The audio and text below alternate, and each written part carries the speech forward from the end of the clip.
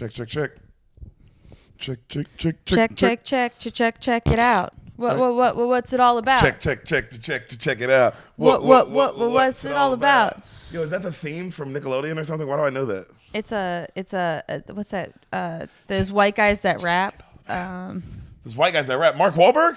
Hey, thank you. Beastie Boys. Beastie Boys. Jeffrey called it. Jeffrey knew that. Beastie Boys. Yo, you know what's funny? Every time I think about the Beastie Boys, always in my head, I think of like how corny the idea of them are, or like how whack they are, and then you'll hear one of their songs, and it's like, oh, that's a good song. Yeah, I get it. It's like I get it. Like every I be trying to hate on them all the time, bro, and just because it's like the idea of them, and then you'll hear any of their music, and it's like, oh, these niggas was cold, fool. It was like Eminem before Eminem. Well, also it's this sort of like crossover from where punk and rap crossover. And rock. Like, well, punk is kind of in that I guess punk world. is rock. Oh, you're right. My bad. But there's this sort of, you realize how related the genres are when at the same, but you know what this weird thing is the people who subscribe to the genres are so different. Yeah. Or they think they're different, but really they're all just angry. Yeah, dog. Well, in that era. That shit's interesting. But bro, them niggas was bumping though. Yeah, I can't think of any of the other songs. No sleep till. No? I don't know that one. You don't know that one? I know it if I heard it probably. You don't know that song? Sleep I just know till the Brooklyn. That's a huge song. You gotta fight for the right to party. That's hard. Nigga, could you imagine being in college when that song is out? Oh, talk about That's I crazy. Love College. I mean, yeah, because we were in college when I Love College was out. We did get our own version of like Man, of I love songs. college. Yeah. And I love drinking. Yeah. I love women. Yo, yeah. Sounds like a guy who doesn't love women. No, he's for and sure doesn't gay. love college and doesn't love drink. Because it's like, bro, who says it like this? But I can't imagine being, but you got to fight for your right to party. That song still is bumping in the college party now. That's still bumping at all times. You know why? Because it's the beat. It's also that chant. Anything, I've noticed that. Anything that can make everyone chant is a hit. It's a banger. Yeah, it's a club banger when you can chant. You got to be able to chant it. And then it can the bigger the chant, the bigger the anthem. Like, you know, like look at We Will Rock You. Exactly. We will rock you. But why is it so good? Because the crowd is the beat. Yeah. Like that's why it's such a fucking anthem. Anthems, man. We love anthems. Dude, I love this is an anthem house. Anthems, bro. Probably also, and not enough credit given to possibly the greatest anthem of all time, DJ Khaled, bro. Oh, the dude can make an anthem. Sam, all Summer I do songs? is win no matter what. Got money on my mind, I can never give it up. Hands go go up. Every time I step up in the building, everybody's hands go up. And they stay there. And they stay there. And they all I do is win. And if you go in there, keep your hands in the air, make them stay there. And we're gonna put the hand on Luda. Bro, that shit is such How many times have we anthem. talked about Luda in the last 2 weeks? We talk about Luda a lot. You know what's funny? And you know what else? Fucking our phones, bro. He's been coming up on my IG and my TikTok nonstop too. Because we've been talking about him. But that's crazy that they're like, oh, you even this artist? Yeah. We have videos of him. It's like, bro, let me just talk. Can we just iPhone. live our lives? Can I just fucking talk about Ludacris and I don't need to see the nigga every second? That would makes it more exciting when I would see him if I were to see him organically in something. Yeah. Now I know it's fake. Which is what it used to be. That crazy people used to actually It used to be coincidence. Yeah, bro. But now it's like, bro, it ain't no. The only time you still get coincidence is when you're talking about a artist in the car and then the radio plays it. Because there's still there ain't nothing connecting that. Yeah. That's just fucking, that shit just be happening. You know what I mean? radio's Or in a pretty hotel room disconnected. and you're talking about a movie and then you come into a hotel room and you cut it on and it's on. Because that means it had to have been programmed to be on a while ago. Like, it's actual coincidence. Anything coming up on your streaming, on your phone, bro, them niggas is on tap listening to that shit. Keywords like a motherfucker. I believe that. Mm-hmm. So I don't even think anything internet-based is not coincidence no more. Maybe on your computer? That can listen. Yeah, and it's connected to your phone. All this stuff can listen, though. All this stuff. The radio cannot listen back. No. And be like, they're talking about Lizzo. Radio. Yeah, that's true. You know, it's like that shit's because that shit was pre-programmed in the beginning of the day. Yeah, that's so it's literal. Like, damn, that's crazy. When that shit happens, it's like, damn, I was just singing that Truth Hurts song. You know what I mean, or whatever the fuck. That should be happening.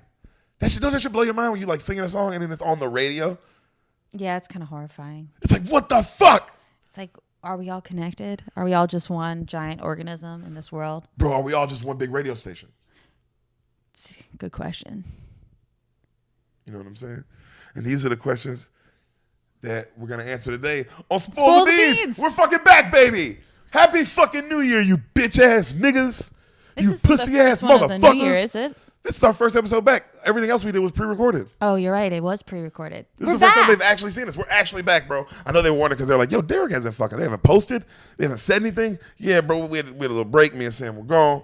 You know what I mean? But you still got your episodes. And we missed 1 week. We did miss 1 week. But oh, suck my dick. Your boy is back. We're back for the year. We're coming back with the paid episodes. You think I wasn't going to finish off the paid episodes? You think I was going to leave you fucking hanging? He would never do that. We're not assholes. It's just going to take us a while. I told Sam, even if I fucking die, we got to finish the paid episodes. Her and Hassan and Jeffrey, all my friends, Brian, figure it out amongst yourselves. The paid episodes, who hasn't seen what, out of all that paid, knock out the paid, and then somebody tell Hassan Kill Bill 2. Yeah, so the fucking podcast can be over. End. Then it's over. You know what I mean? But hopefully he's not dying. Yeah, hopefully I don't go nowhere.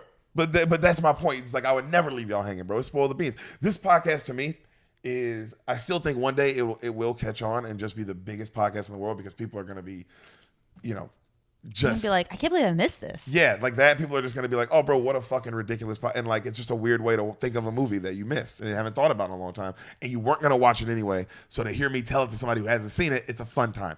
One day that'll catch on and it'll be what it be. But bro, your boy's getting busy. Your boy's got other plans. Your boy, like I always want to say, I want this to be the bread and butter one day, that this just like is the thing that I always do for myself and for y'all. And it's fun. And the Bean Mafia grows as it grows. And it's just something fun to do. But there's other things happening this year, bro.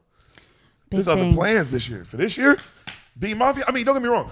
I do want, the beans to grow. I would like by this year. It's like, man, I should have did. Last year was just we were moving so much, but I wanted a studio. Before COVID happened, me and Hassan were like, oh, we're gonna get a studio. We're gonna fucking like do that. And then the world ended. And then since then, he left the pot. Like since then, it's just been like keeping the thing afloat. But we're doing it for you. We do it for y'all, bro. We believe in you guys. Without beans, there is no beans to spoil. Bro, without beans, you can't even spoil it. It's just nothing that exists. You need the beans to even have the spoil it. You understand? I understand. But we do it for y'all, bro. Happy New Year. Me and Sam have been doing a lot of shit.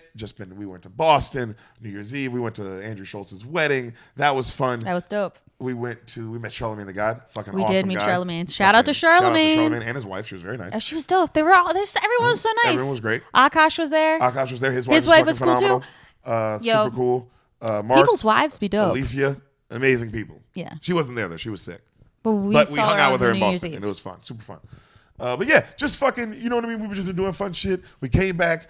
Brian's special came out in the meantime. Better go watch it. If you have not seen it, go watch Brian Simpson's special. Season 3 of the stand-ups on Netflix. Literally just type in Brian Simpson. If that's too hard, just type in Brian Simpson on Netflix. BrianSimpson. Go watch his episodes of The Beans.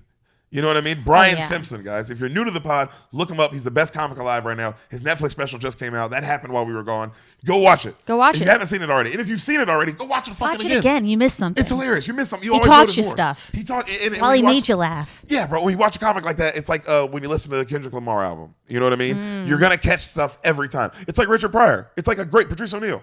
I watched Elephant in the Room a million times. If I watched it right now, I'd be like, oh, what the fuck? I completely missed that he said that at this point. This camera angle, this, that. Just watch it. It's fucking amazing, and it's fucking going to be a long-lived special. I'm calling that now. Not just because he's my boy, because the jokes are A1. Lots of friends of mine, people that we know, have dropped specials. I haven't said they're going to stand the test of time. Okay? This 30 is going to be a thing that's referenced back for Brian for the rest of his career. People are going to be like, oh, man, that first 30. You know what I mean? That's how good it is. Go watch it. Darren. Shout out to my boy Darren Bates. Always shout out to Darren. Shout out to Darren Bates, bro. Just finished year 10 with the Atlanta Falcons. They fucking had a great run. And they fucking went through a lot of adversity, but they had a great run. And he fucking come on. Yo, that's this crazy. guy, have you looked him up on Instagram? At WestlandSon_56. Yo, if you just want some eye candy, or you want to see an awesome dad, or a great you fucking like podcast. Football or podcast. He has a great pod too. Yeah, all these things. He's got it all. Darren Bates, the king of the beans, the president of this podcast. He always supports this podcast. He's the biggest supporter of this podcast. Literally, he's been the biggest supporter of this podcast. But go support him as well, Bean Mafia. The Raw Room, Darren Bates. Just had to show him some love real quick because he had a fucking great year. He just finished year 10, a decade of playing football amongst animals. And that's where we are right now. It's Monday. The Rams and the Cardinals play tonight. We just watched the Cowboys choke, yada, yada. All that's happened. Ja Morant's killing it. That's where we're at in the society right now. Ja Morant's killing it. The Grizzlies are dominating. Samantha, I just got Samantha this Buc-ee's. Isn't it awesome? Hoodie. I'm really Texas That's just now. fire, nigga. If you don't know about Texas, then you don't know about Buc-ee's. Bro, if you don't know about Buc-ee's, nigga, get on your shit. Oh, you want to go to a mall? Oh, you want to then you want to go to a gas station? How about I do them at the same time? That's what Buc-ee's is. Also, they have kolaches and they do have kolaches, and they also have beef jerky, a shopping center. They have a whole center of Buc-ee's merch. This is a really 5,000 pumps, literally 5,000 pumps. Never wait for gas. You'll never wait for gas ever. It's cool. It's Buc-ee's. But that's not what we're here about today. No, it's not what we're here about today. We're here about today, we'll get right into after this commercial break. Hey, Bean Mafia. That's right. The Bean Mafia gang has stepped up. Spoil the beans. We're here. We got a real ad, baby. This is a real motherfucking ad. Manscaped. That's right. That's Manscaped. You heard me correct. Everyone out there who has been listening to this podcast forever, we got a real product backing us, supporting the Spoil the Beans lifestyle, supporting the Spoil the Beans movement. And you know what's nice is this product is actually the shit. I've never used Manscaped. I've never used Manscaped before. I'm not going to lie. This is the first time I ever used it. Holy shit. Not kidding. Holy shit. Holy shit. It's amazing. It is top tier. Top tier. Sam likes the new package. I dig it. It's not bad. It's not bad. I'm talking about my package. This is incredible. Your boy, I'm gaining girth. You gain girth. You gain length. Fellas, Manscaped. You're giving yourself inches, baby. And if Al Pacino didn't say anything, he said, life is a game of inches. You haven't seen this movie yet. I was like, what? Any given Sunday. That? Life's a game of inches. Nigga, Manscaped. That should be their fucking slogan. It's a game of inches. Life. Your penis. Manscaped. Dude, I love it.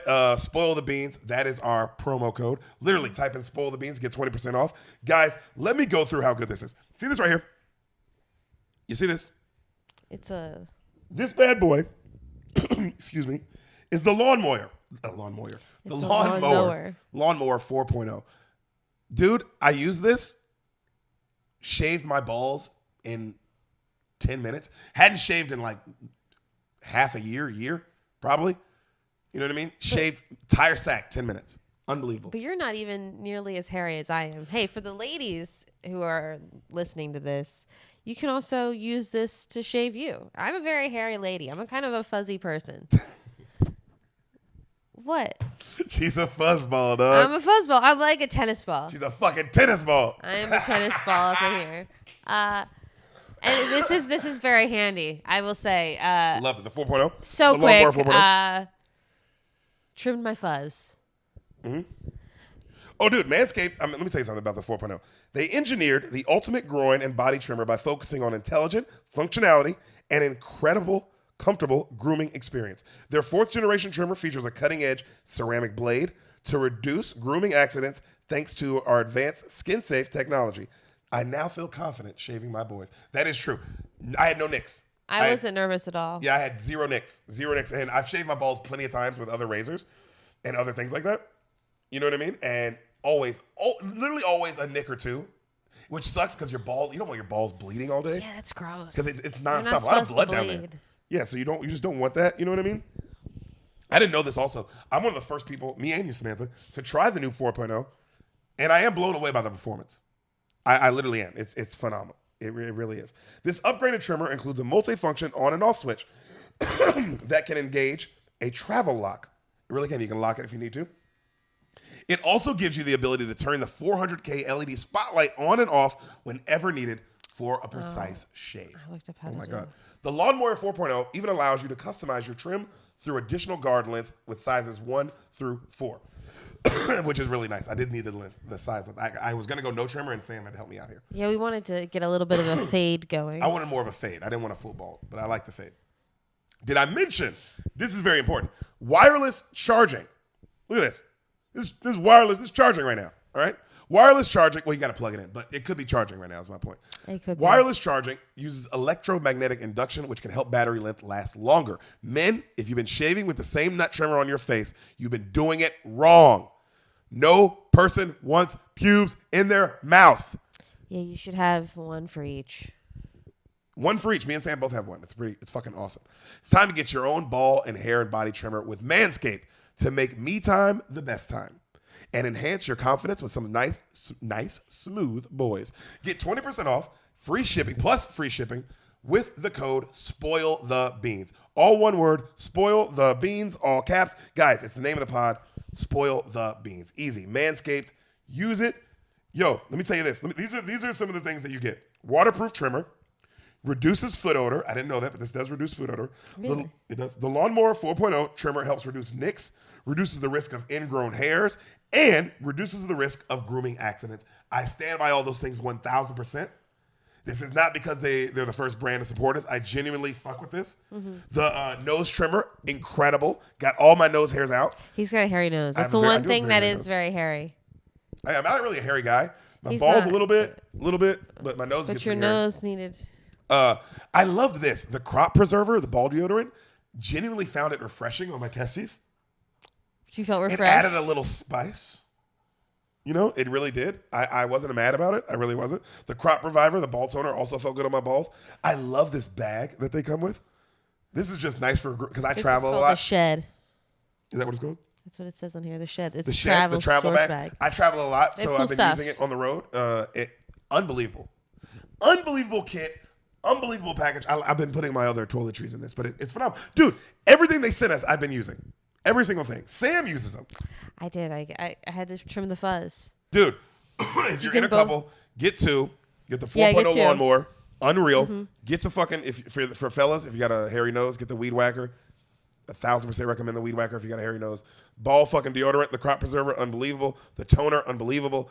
God, the Lawnmower 4.0, seriously. I genuinely loved this product. It is so worth it. It's just, I shaved. I'm going to probably shave again in another week. It took me 10 minutes. Crop the area. More inches.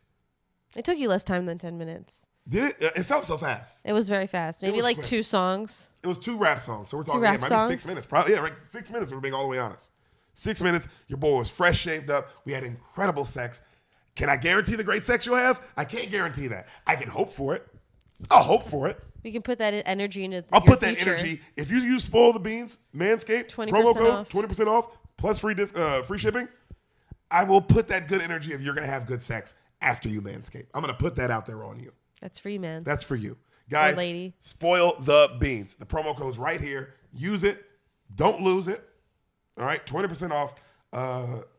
And Manscaped, thank you so much, man. You guys, this was amazing. Manscaped. We really appreciate it. We love you guys. Thanks for supporting the Bean Mafia.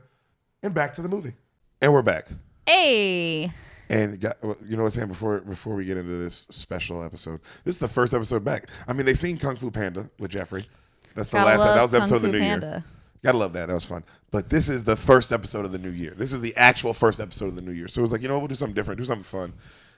And I got really high with, shout out to Happy Canary, Hayden, my boy Hayden. That's his weed. That's his dispensary in Maine. They're building it now. Bro, wholesale. This motherfucker's killing it. Hayden, Happy Canary. Best weed dispensary. Look him up on Instagram. Happy Canary. HAPPYCANARY. Happy Canary. Go show them some love. Bean Mafia. That's your fucking job. You show him, Darren Bates, you show Brian Simpson, you show them love. That's what you do before you listen to this episode. Yeah. Because this episode is very special, Sam. It is. I know. Oh, you know. I should know. Oh, you should know. Well, do you know why it's so special? I know that it's possibly a reverse today. We're reversing. Reverse. Yo, it's a fucking reverse today. But Sam, I don't want. You know how we usually do the guess? Yeah. You know how usually the guess. You don't want to guess? I don't want. Bro, treat me like I'm in the movie theater. I just walked in. I got my motherfucking popcorn, nigga. I just watched some trailers. I just told some bitch ass kids to shut the fuck up. Okay. I said, shut the fuck up, kids. Okay. Somebody's about to tell me a movie. You shut the fuck up. And then I slapped one of them. And one of the parents looked at me and they gave me a high five. And then I slapped the shit out of them. And then we made out. Me and both the parents. Okay. That's how you want to do this? That's how. I'm just saying this is what happened. So just so you know, it's going down in this theater before your movies. This theater is turned to. Everyone's cheering me on. People are throwing knives in the ceiling, like making them stick. Okay. You know what I mean? All right. Like, it's fucking insane. Like, nobody's getting hurt. Like, it's just, other than the kid I slapped and the parent, but the parent liked it. So it was all like, it's a lot going on. And then now everybody's like, shh, the movie's starting. Okay. So it's starting. You ready? Dude. So if you see beautiful landscape of Swiss Alps. I see mountains. Yeah, snowy. And we pan over the snowy mountains. You start to hear the twinkle of an overture. Do, do, do, do, do. And then we come into this like hilly valley. And it's beautiful. It's stunning. You see like a church. You see the hills. You see the grassy meadow. And the music starts to build. And then we zoom in. And there's Julie Andrews.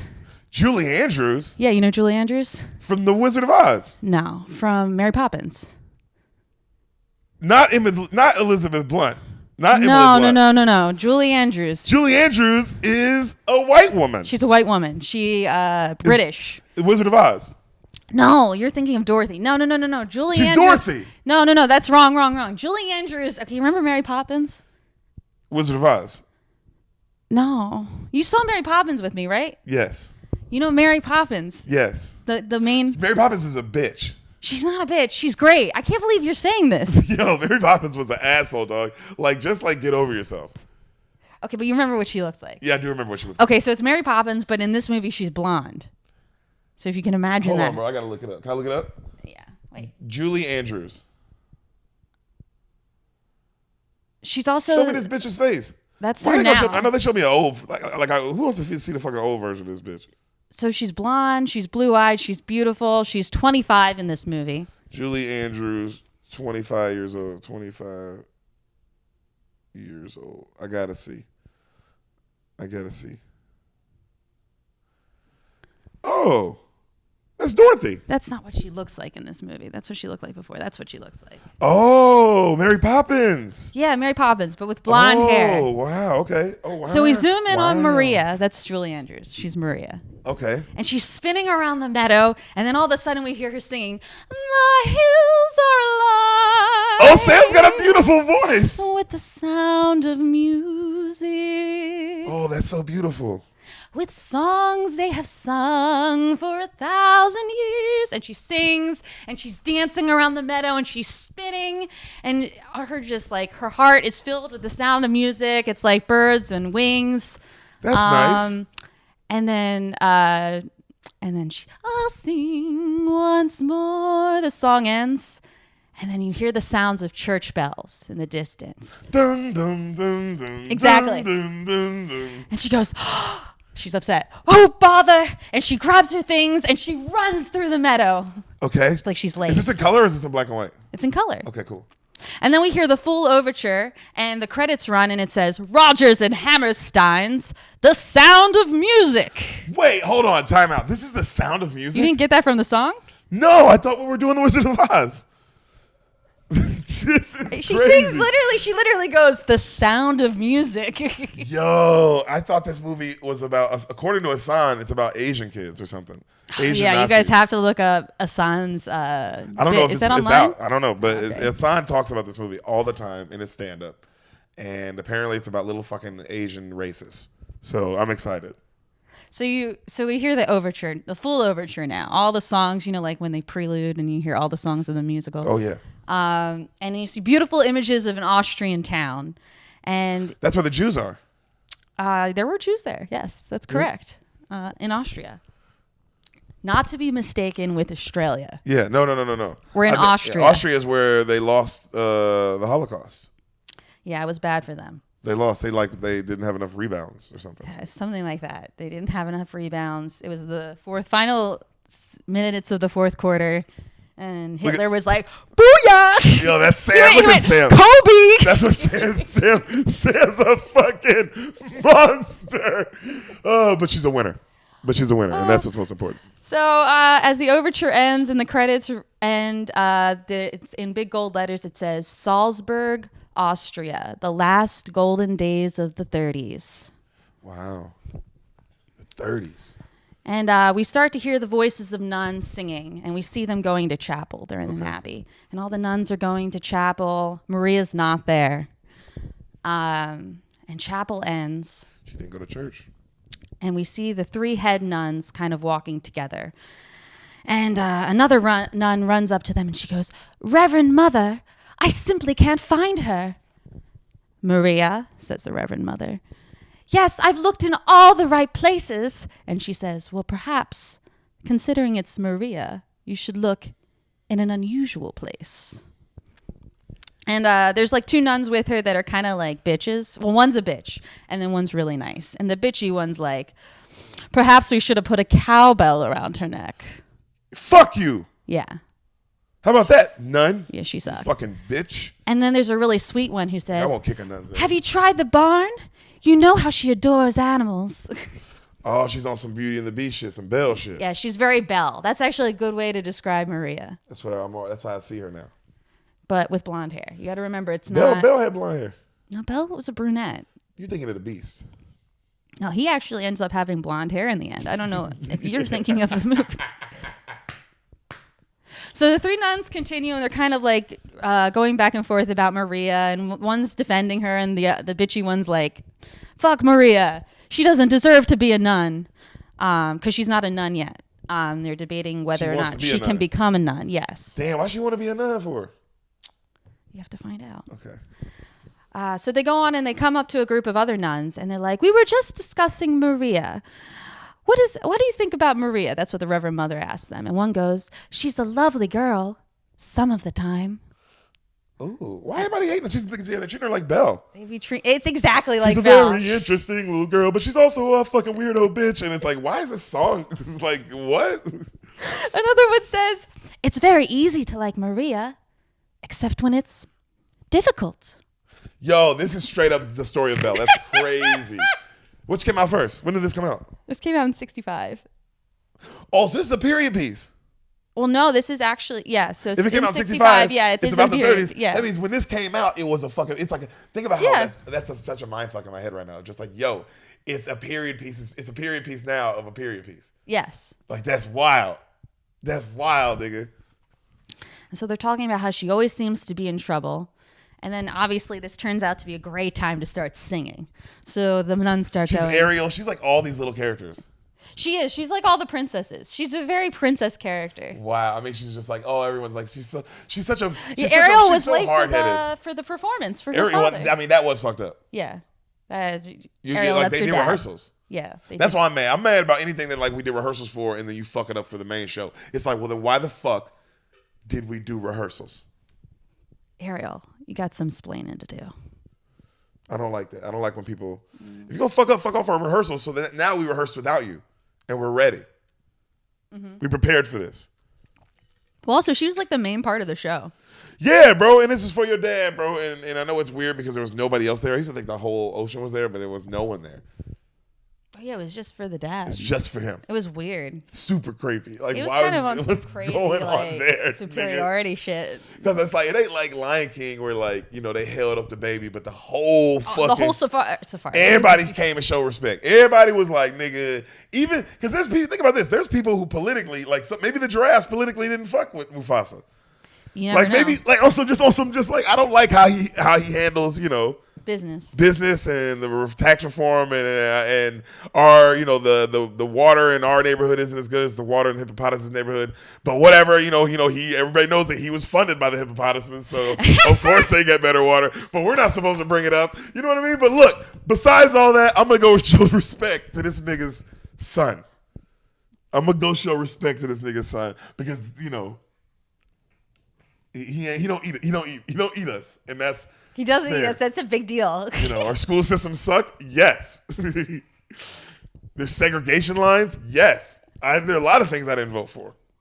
You know? I didn't even want a lion as king. Yeah, maybe I wanted a giraffe or one of those really cool turtles who had unbelievable radical political views.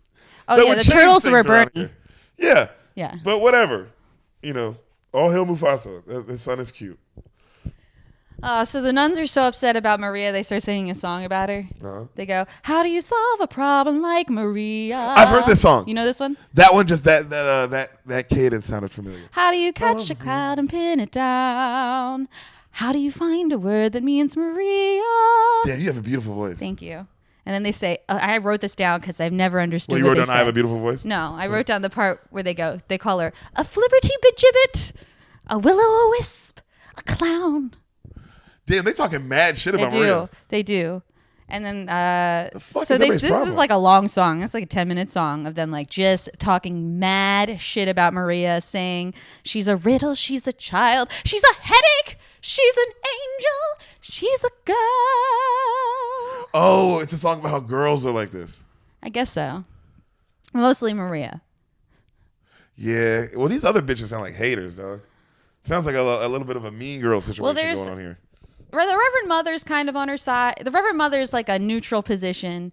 Then you have Sister Margareta, who's the sweet one, who's very pro Maria. And then you have this bitch of a nun who's just always like talking shit.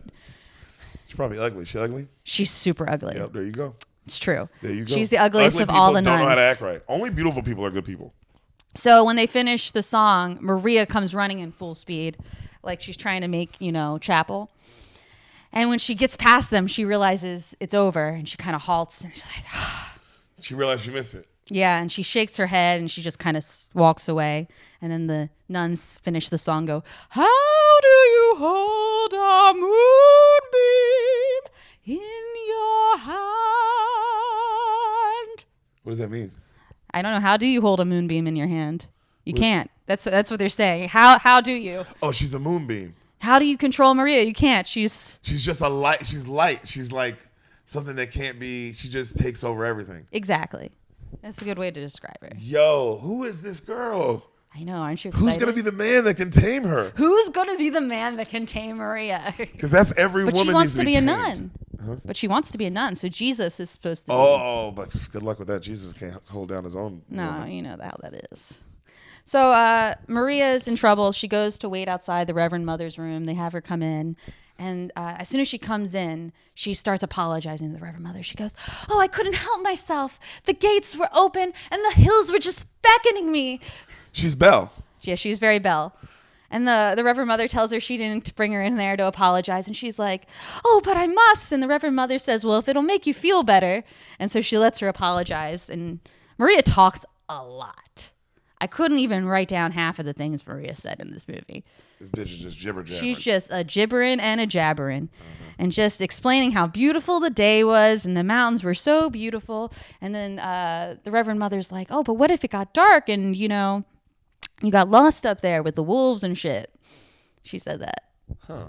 And Maria goes, "I could never be lost up there. I was born on those mountains. Raised by those mountains. Molded by them." And she's like, "It was those mountains that brought me to you." And she explains how, as a child, she grew up coming down the mountains and seeing the nuns in the abbey, and that's how she wanted to become a nun. Wow. And so the Reverend Mother says, "What's the most important lesson you've learned here?" And she's like, "To find out what the will of God is and to do it wholeheartedly." And then the Reverend Mother kind of sighs and she goes, "Maria, there's a family near Salzburg that needs a governess till September to take. A governess is a nanny, an au pair. Oh, she's always a nanny. She's always a nanny. Hilarious. Except when she's like a queen. Yeah, she's been a queen before. She's been a queen a bunch of times. This bitch be nannies. This bitch be nannies. She's a queen or a nannies. This is so British. So British. Either a queen or a nanny. But actually, it's Austrian. Oh, yeah. But she's British, though. She's British. You know what's actually interesting about this movie? There's a variation of accents. It's not all British accents in this. Interesting. I'll get to that later. So she says they need a governess to take care of 7 children. And Maria's like, 7 children? That's a lot. That's a lot of children. And so she says, do you like children? And she's like, yes, but I want to, be Jesus' wife. And she's like, well, sometimes, there's other things you got to do. Reverend Mother ain't wrong. Reverend Mother's like, let's try something new with you. And she's like, I'll tell Captain Von Trapp to expect you tomorrow. And then she explains that his wife has died several years ago. And he's single. He's left him all alone with all these children. Yeah, he's single. Damn, that's sad. That's a lot of kids we left alone with. 7 children? Your wife is dead? That is sad. And she says that he's had a difficult time keeping a governess. And Maria goes, difficult? Why difficult? And the Reverend Mother says, the Lord will show you in his good time. Yo, just tell me, bitch. I know, right? So the scene fades. You're sending me there. And Maria is leaving the Abbey. And she's got this ugly dress on and a straw hat and a jacket and her guitar. She's bringing her guitar? She's got her guitar. That's hard. I kind of like that. She's got her guitar and she's got just one bag. She doesn't have a lot of stuff. Yeah. And I always like this line. She says to herself, when the Lord closes a door, somewhere he opens a window. And then she starts singing as she goes on her way. What will this day be like? She walking or driving? She's walking. That's so nice. I know, it's really beautiful, actually. They show lots of scenery. I wonder, what will my future be? And she keeps singing about how exciting it would be to be out in the world, to be free. God, she just wants to be free. She just wants to be, married to a beast. My heart should be wildly rejoicing. Oh, what's the matter with me? Nothing's the matter with you. It's everyone else, Maria. She's so nervous. She's always longed for adventure, to do the things I never dared. I agree with that. I feel that on that, dog. But you got to do them, though. Just go do them. Stop being she's worried about what everyone else thinks. Well, she goes, well, here I'm facing adventure.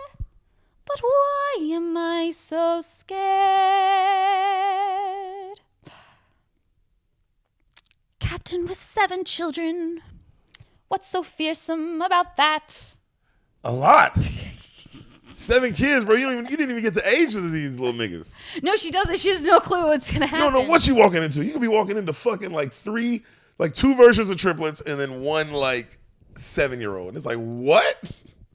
So it builds into this song about, she goes, I have confidence in sunshine. Because she's building up her confidence. She's like, I can do this. I can do this. Yeah. I have confidence in what is rain. She wearing? She's wearing the ugliest dress. That's really hot. Important, actually. Like it's this gray, very completely full color dress. It's got a couple buttons down the middle. She's got this really old straw hat on. She's got her little bag and her guitar. She get it? Oh, she can get it. She's stunning. She's just a beautiful woman. Her dress is ugly. You saw the picture. She's just a classically beautiful woman, just pretty, lovely. She's 25. She's in the prime of her life. And she's got a guitar case. She's got her guitar. That's pretty hot.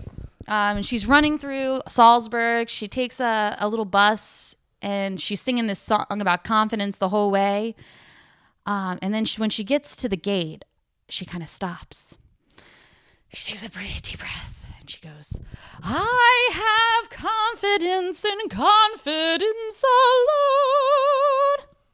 And then she starts running. Besides what you see, I have confidence in me. And then she rings the doorbell. Whoa. Yeah. She's really built herself intense, up. Yeah. She's all out of breath. And then a man opens the door and she goes, hello, here I am.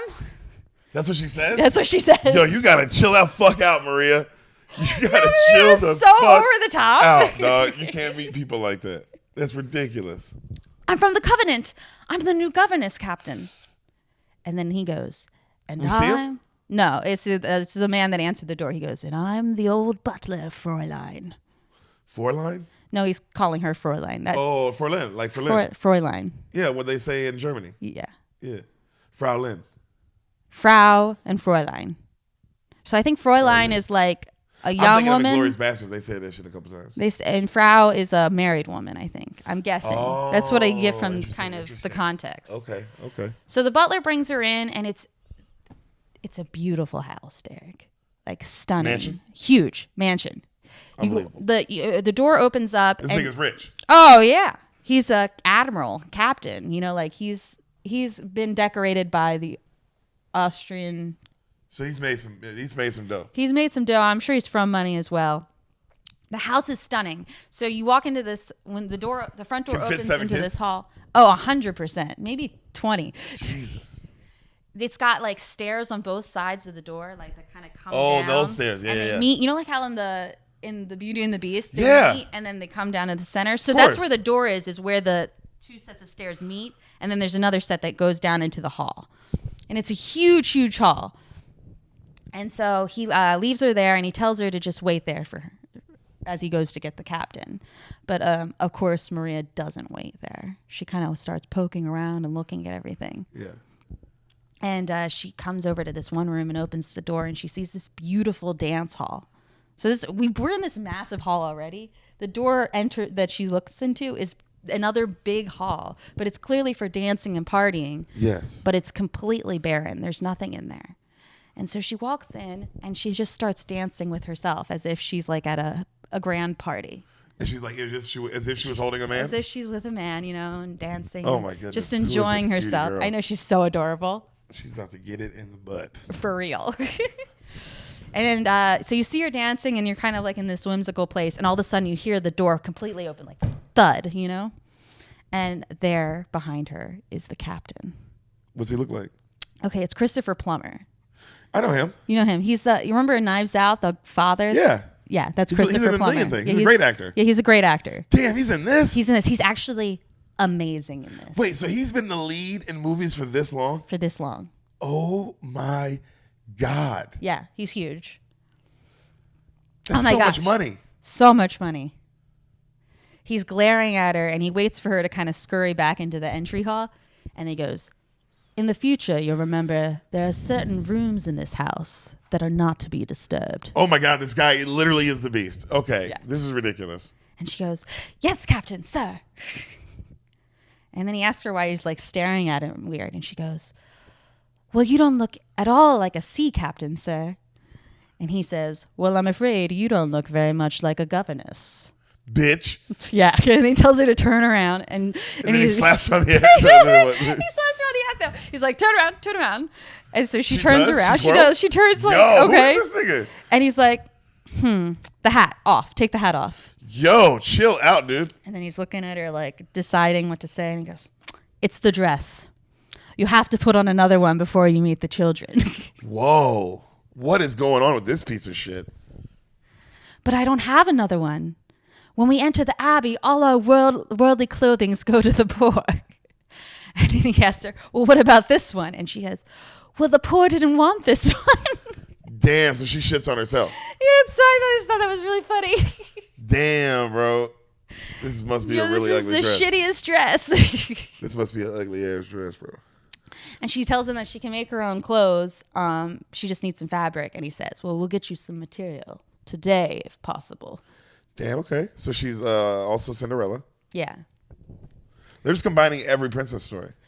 So he starts to tell her kind of like what the deal is, that she's the 12th in a long line of governesses, and that the last one only stayed 2 hours. Huh. And she goes, sir, what's wrong with the children? And he goes, there's nothing wrong with the children, only the governesses. They're unable to maintain discipline, and without it, this house cannot be properly run. You'll remember that, Fräulein. Each morning, you will drill them in their studies. I will not have them dream away their summer holidays. And in the afternoon, they will march around the grounds and breathe deeply. He's a tiger dad. Yeah, he's a tiger dad. And then she's like, well, when did they play?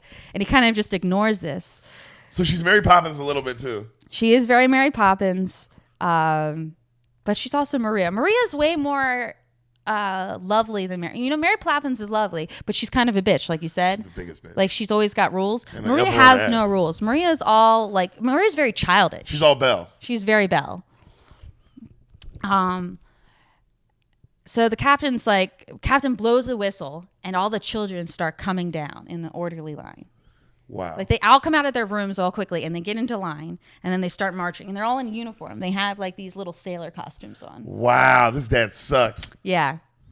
And Maria's kind of like this the whole time, while y'all taken aback, like, she can't believe this is happening.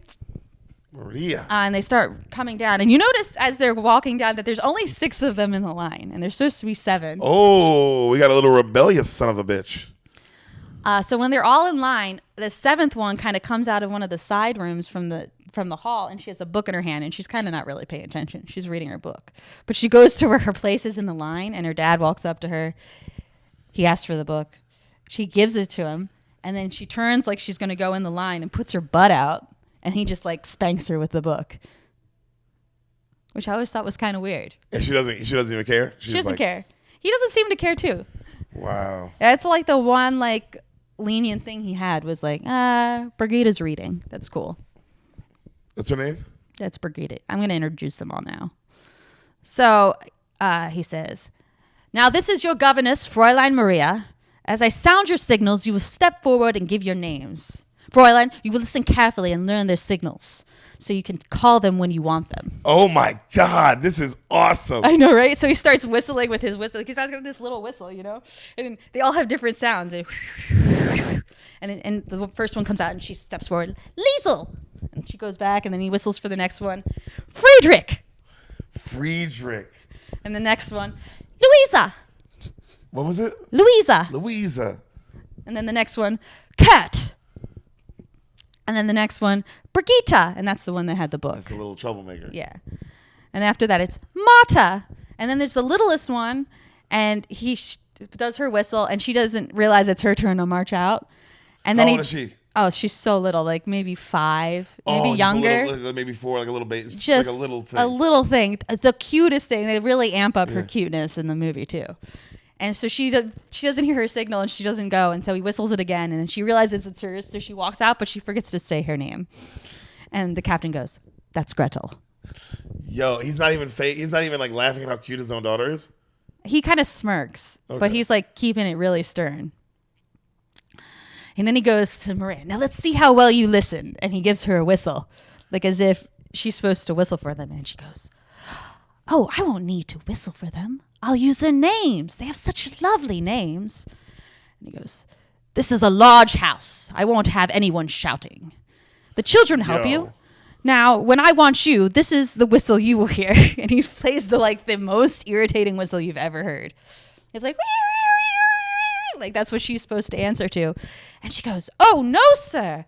I'm sorry, but I could never answer to a whistle. Whistles are for dogs and other animals. It would be... Yeah, nigga. Yeah, she's like, it would be too humiliating. This is terrible. This guy sucks. I'd fucking want to fight him.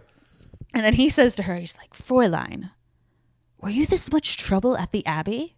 And she says, oh, much more, sir. Oh, she's so cute. She's going to get it right in the butt, dog. She's so adorable. You got to get it in the butt. She's too cute. And he goes, And so he begins to walk away. And then Maria blows a whistle. And she goes, excuse me, sir. I don't know your signal. And he says, you may call me Captain. And then he walks out of the room. Yo, what a piece of shit. I cannot believe this movie is about parental abuse.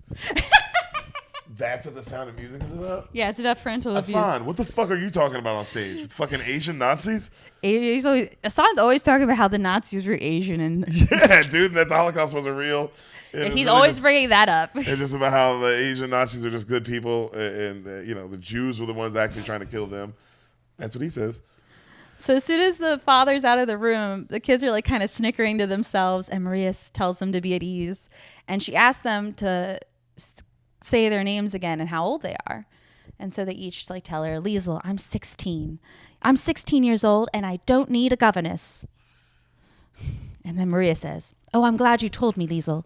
We'll just be good friends. That's nice. Yeah, it's she's so sweet. This is just the difference between her and Mary Poppins.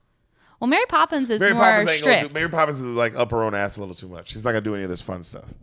This is stuff Belle would do. Yeah, and Friedrich says, I'm 14. I'm impossible. That's what he says? I'm impossible? Yeah. Yo, this sounds like an awful kid. Well, he says that's what previous Fräulein Josephine had said, and that was 4 governesses ago. Oh. The next one says, I'm Brigitte. And Maria says, you didn't tell me how old you are, Louisa. And then Brigitte gets up and she goes, I'm Brigitte. She's Louisa. She's 13 years old. And you're smart. Very cute. They're all very cute. And then Kurt says that, what did he say? So there are only 2 boys also. There's a lot of girls. Damn, bro. There's a lot of estrogen in the house and vagina blood. Oh, and then Brigitte also says that I think your dress is the ugliest one I ever saw. And Kurt's like, that's not fair. Fräulein Hilda's was the ugliest. Hey, you're in the top 2. And so they keep going on. Marta says she's 7. And Gretel, she gets to Gretel and she goes, Gretel's still not talking at this point. So Maria says, you're Gretel. And Gretel holds up 5 fingers. And Maria's like, and you're 5 years old? You're practically a lady. And Gretel's like... Yeah, she's like, exactly that. You did it. I'm sure she's like, whoa, nobody's ever talked to me like that before. She can talk. She just isn't... She's nervous She's a still. cutie. She's just I've too seen cute. Kids. I've seen the Huxtable show. Yeah, it's like that. So Maria then tells them, now... This guy's very Bill Cosby. He is very Bill. For a lot of reasons. Sam. Okay. Sam. It's being naughty. She tells him, I have a secret to tell you. I've never been a governess before. Ooh. And this gets the kids like super stoked. Like they're all like, oh, well, let's give you all the advice. And they tell her that she should like slurp her soup at dinner and always be late and tell dad to mind his own business and like just the worst advice that you could ever have as a governess. And then all of a sudden Gretel speaks up. She says, don't believe a word they say, Fräulein Maria. And Maria goes, why not? She goes, because I like you. Aww. I know. And then all of a sudden, so the kids are kind of surrounded her giving this bad advice. And then an older woman enters, and that's Frau Schmidt, the housekeeper. And she introduces herself, and she's like, I'll take you up to your room, Fräulein Maria. Young or old? She's old. Okay. Like, yeah, she's old. She's an old lady. And as she's taking her up to her room, Maria feels something in her pocket. And she pulls out, a frog hops out of her pocket, and she's like, ah! Whoa. And Fräulein Schmidt says, you're very lucky. For Fräulein Helga, it was a snake. Whoa, these kids are naughty. These are naughty kids. So the scene changes. They put a fucking frog in her pocket. Put a frog in her pocket. They can get warts that way. You could get warts that way. Is that really how that happens? Yeah, you touch frogs. Okay. Right? I don't know. That's what they say. So the scene changes, and it's dinner time, and everyone's already there. Maria's late, obviously. She's always late. She's always late. She's like you. No, I'm not like Belle. You're I'm beautiful, Maria. like I'm more Maria. Like, no, I'm like Captain. How do you solve Shut a up, problem bitch. like Deric? See, I'm the captain. So the captain's like, good. She says, good evening to the captain and to the children. And they're like, good evening, Fräulein Maria. All in unison. And as soon as she sits down, she has to get up and like, ah! She sat on a pine cone. The kids have put a pine cone in her seat. That's kind of funny. And the captain kind of like asks her what's wrong. And she blows it off. She acts like it wasn't anything. She blames it on rheumatism. Because she doesn't want rheumatism, like I guess in your legs. Oh, okay. But she doesn't want to tell him that the children are not acting up. Well, I think also she doesn't want him to know that she can't handle it. It's more that kind of vibe. I got this. And so they all begin eating, and she asks, excuse me, Captain, haven't we forgotten to thank the Lord? Everyone kind of puts their fork down and prays, but they didn't want to. Oh, wow. And so as soon as the prayers are over, she says, I'd like to thank each and every one of you for the precious gift you left in my pocket earlier. And the captain says, what gift? And she goes, it's meant to be a secret between me and the children. Ooh. And he goes, well, I suggest you keep it a secret and let us eat. Whoa, this guy here, bro. Captain, you gotta chill the fuck out, brother. But Maria keeps talking, obviously, because she's a big chatty Cathy. She can't shut the fuck up. She can't shut the fuck up. I'm getting it. And she keeps going on about how nervous she was being a stranger in a new household. And the kids must have known how important it was for her to feel accepted. And it was such a kind and thoughtful gift to give her and to make her feel warm and welcome and pleasant. Wow. And so she keeps talking about it like that, like, obviously not. And then the children all begin to cry because they realized they were assholes. Yeah. And the captain's like, is this always to be what happens at mealtime with you, Fräulein? So the scene changes, and we're outside the house, and there's a young, blonde-haired, blue-eyed man delivering a telegram. And the butler receives it, and the butler asks if have there been any developments? And the blue-eyed, blonde-haired guy, his name is Rolf, and he goes, perhaps. Is the captain home? And the butler tells him he's at dinner, and he's like, well, give them this at once. And then so the butler goes to give the telegram to the captain, and when Liesel sees this, the oldest, the 16-year-old, she says, who delivered the telegram? And he says, oh, well, the young lad Rolf, of course. And Liesel smiles. Oh, Liesel likes Rolf. Yeah. And asks to be excused from dinner. And so the captain reads his telegram, and he says, well, I'll be going to Vienna in the morning. And the kids are all really upset. They're like, Father, no. Father, to visit the Baroness Schrader again? And he goes, as a matter of fact, yes. And the kids are all like, well, why don't we get to see the Baroness? And he tells them that when he returns, he's going to bring her with him, as well as Uncle Max. Okay. And all the kids get really excited. What's they a Baroness? love Uncle Max. Baroness is like a duchess kind of person. Oh, what's a duchess? Not a princess, but someone really wealthy. Okay, you're high up in the food chain. You're high up in the food chain. Okay. The Baroness. The Baroness. Baroness Schrader.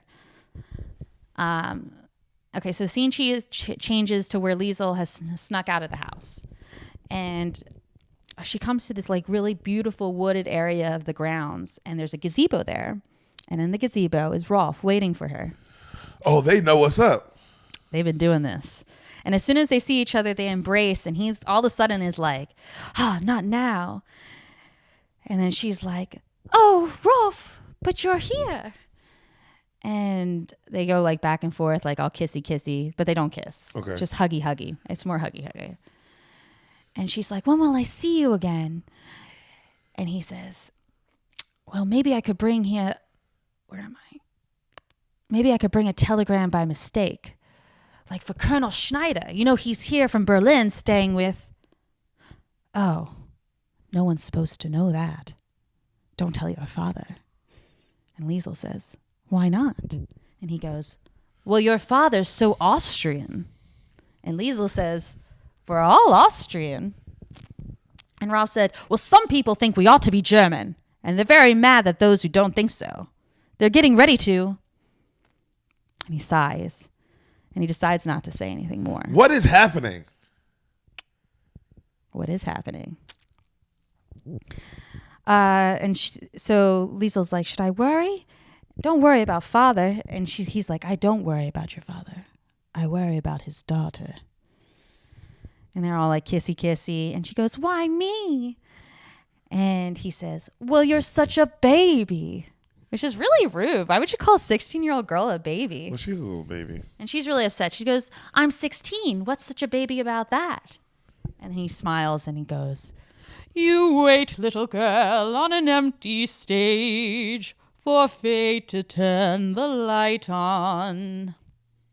Your smile, little girl, is an empty page that men will want to write on. And then Liesel's like, to write on. Liesel?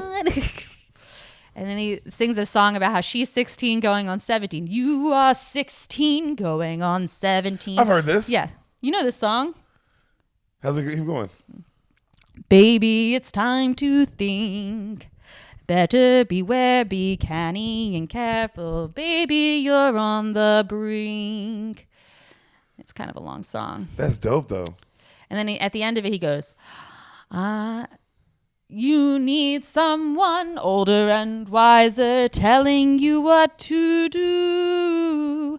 I am 17 going on 18. I'll take care of you. Oh, Rolf's a dumb fuck. Yeah, he's an idiot. You gotta get an older woman. That's what I did. Yeah, that's the answer. I got an older baby. And then there's this big dance sequence, and it begins to rain. So they go inside the gazebo, and they're dancing in the gazebo, and do do do do do do do do do. And then Liesl starts singing pretty much the same song, but from her perspective. I am 16, go. That's how her voice sounds too. She sings in that kind of the back of her mouth. Going on 17, da da da. Damn. And then at the very end, they keep dancing, and he finally like gives her this giant kiss, and then he runs off, and then Liesl's out in the rain, and she goes, whee! She's in the rain? Yeah, because it was raining, remember, in the gazebo? Wow. So back in the house, Maria is getting ready for bed, and she's closing up her windows because there's this giant thunderstorm, and it's raining, remember? And Frau Schmidt comes up and gives her some fabric that the captain had sent for her. Oh, so she can make a fucking dress. So she can like look like a decent human being. Not like a fucking whore bag. Yeah. Scarecrow. And she asked Frau Schmidt if she thinks the captain would give her some fabric so she can make the kids play clothes. Mm. And Frau Schmidt says, the Von Trapp children don't play. They march. And then she tells her that ever since the captain's wife has died, he runs the whole house like one of his ships. Just orders and commands, and there's no more music, no more laughing, no dancing, nothing that reminds him of his wife, not even the children.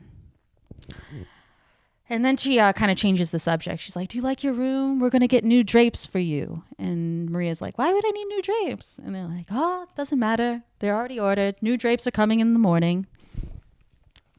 And Maria asks her how long he'll be in Vienna, and she goes, how long the captain will be with the Baroness? And Frau Schmidt says, it depends. The last time he went to see the Baroness, he stayed a month.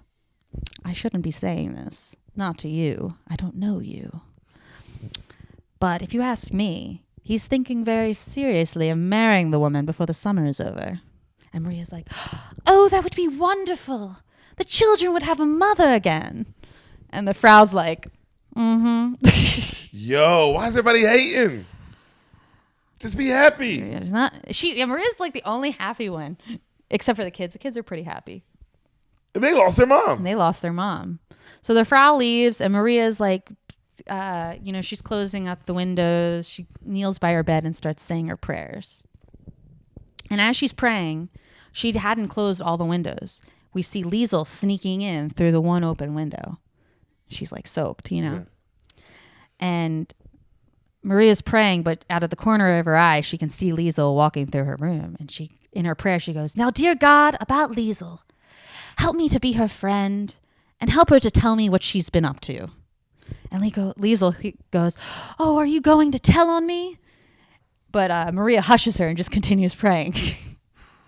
And so Liesl waits till she's finished praying and asks her what's up. And Liesl was like, I was out on a walk and da-da-da and it was raining and all the doors were closed early, so I just came up through here. And Maria's like, were you out on a walk by yourself? And Liesl's like, yes. And then Maria's like, And Liesl's like, no. And she's like, well, if we cleaned off your dress, we could have it dry by tomorrow. Why don't you put this on? And she gives her a nightgown and sends her into the bathroom to get changed, and we'll talk about it. And so Liesl goes into the bathroom to change, and she says, I told you I didn't need a governess, but I think maybe I do. Oh. Yeah, so she's already turning around. She does. Remember, she thought she was getting a friend, but she's really getting a governess as well. Yeah. So while Liesl's in the bathroom, there's a bunch of big thundering clouds and clanging from the lightning and thunder. And Gretel runs in and like grabs on to Maria. Scared. She's scared. And then all the other girls run in with the next thundering cloud. And then Maria's like, now all we have to do is wait for the boys. And the girls are like, they're boys. They're never scared. And then another thunder claps. And then the boys show up. And Maria's like, you boys weren't scared too. And Friedrich goes, oh no, we just wanted to make sure you weren't. They're lying. They were terrified. Those little niggers. And so Maria says, well, all of you get in the bed. And so they all hop in her bed with her. And they're all sitting there. And is her bed big? It's like a queen size bed like ours. Nice. It's a big fluffy white, rich people stuff. And the girls are like sad that it's so loud and thundering. And she's like, when anything bothers me and I feel unhappy, I just try to think of nice things. And all the children are like, oh, like what, Maria? They all have those cute little voices. I mean, yeah, it's also funny to be like, what's a nice thing? She goes, like raindrops on roses and whiskers on kittens, bright copper kettles and warm woolen mittens, brown paper packages tied up with strings. These are a few of my favorite things. This is a Brian Monarch joke. Girls in white dresses with blue satin sashes, snowflakes that stay on my nose and eyelashes, silver white winters that melt into spring. These are a few of my favorite things. This was also a sample in a 2 Chainz song. Yeah, it's a pretty popular song. They play it at Christmas every year. Yeah, this is a very famous. So this is where this song is from. This is what this song is from. Unbelievable. Look at me learning. You know all these songs so far. That's what's crazy. That's how popular this is. They're very famous. Well, this one's like. This is probably the biggest one. This is like, Annie famous. So the children are all singing about their favorite things as well. And then there's this part where it's when the dog bites, when the bee stings, when I'm feeling sad, I simply remember my favorite things, and then I don't feel so bad. But they sing that part through a bunch of times. And so she's at the part where she goes, when the dog bites, and then you hear a big door slam, and it's the captain in the door again. They're not supposed to be singing in the house. And all the kids immediately when they see their father get into a line. Also, Liesel's out now. She's been dancing and singing with them as well. That's important. And the captain says, did I not tell you that bedtime is strictly observed in this house? And Maria says, well, the children were upset by the storm, and I thought, and then she stops herself, and she goes, you did, sir. And the captain says, and do you or do you not have difficulty remembering instructions, Fräulein? And she goes, only during thunderstorms, sir. And then he slapped the goddamn taste out of her mouth, didn't he? Then he slaps the fucking taste out of her mouth. And so he sees Liesel and he's like, I don't remember seeing you after dinner, Liesel. And Liesel's like trying to come up with an excuse for why she wasn't around. When she was talking to Ralph. When she was huggy. And singing. And singing with Ralph, dancey. 17 going on 16. More like, shut up, bitch. It was like get in this house. Get in the house, girl. You are a baby. And then Maria starts telling him that they were talking after dinner and getting to know each other better and defends her.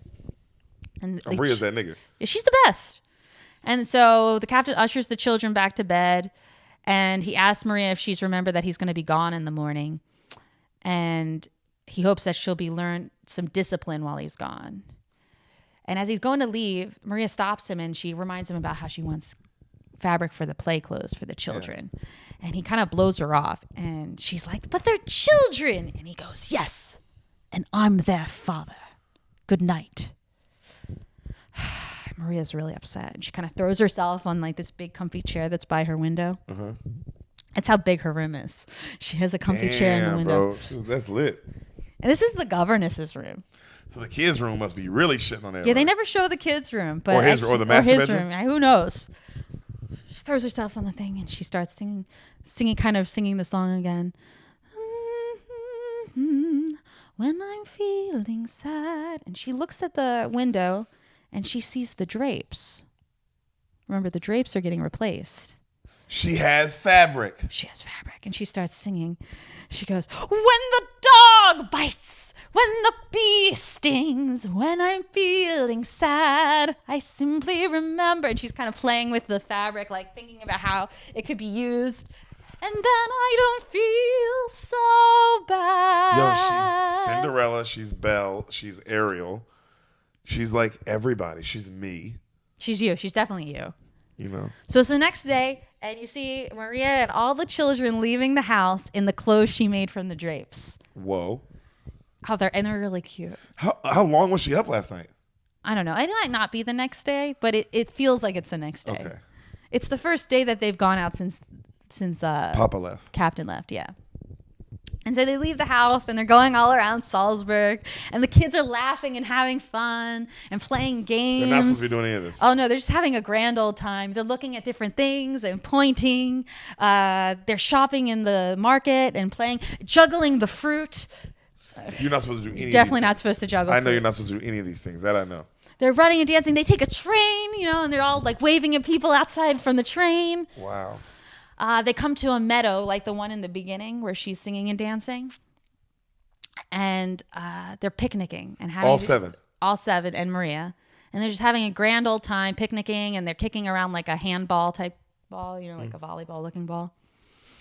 And they're sitting around, and Louisa goes, "Fräulein Maria, can we do this every day?" And Maria says, "Don't you think you'd get tired of it?" And Louisa says, "I suppose so. How about every other day?" That's fair. And then Kurt says, "I haven't had this much fun since we put glue on Fräulein Josephine's toothbrush." And Maria says, "I can't understand how children as nice as you can play such awful tricks on people." And Brigitte says, "It's easy." And then Maria says, "Yes, but why? Why do you do it?" And Liesel asks, "Well, how else can we get Father's attention?" It all makes sense. That's exactly what Maria says. Oh. Yeah, you bring your face like you. It's good writing. Makes sense. And so she's like, And then she calls them all together, and she says, "Come on, let's think of something to sing for the Baroness when she comes." And one of the kids says that Father doesn't want them to sing, and another one was like, "We don't even know how to sing." And Maria's like, "You don't know how to sing?" And she's like, "Well, you must learn." And she goes, "Well, let's not lose any time. Let's start at the very beginning. It's a very good place to start. When you read, you begin with A, B, C." That's what A, B, C. When you sing, you begin with Do, re, mi. Do, re, mi. The first few notes just happen to be Do, re, mi. Do, re, mi. Do, re, mi, fa, sol, la, ti. Maybe I can make this easier. Do, do, do, do, do, do, do, do. A deer, a female deer. Ray, a drop of golden sun. Me, a name I call myself. Fa, a long, long way to run. So, a needle pulling thread. Fa, a note to follow. So, tea, a drink with jam and bread. That will bring us back to do, do, do, do. And then the kids start singing along with her. Do, a deer, a female. Damn, they learn fast. Yeah, they're really smart.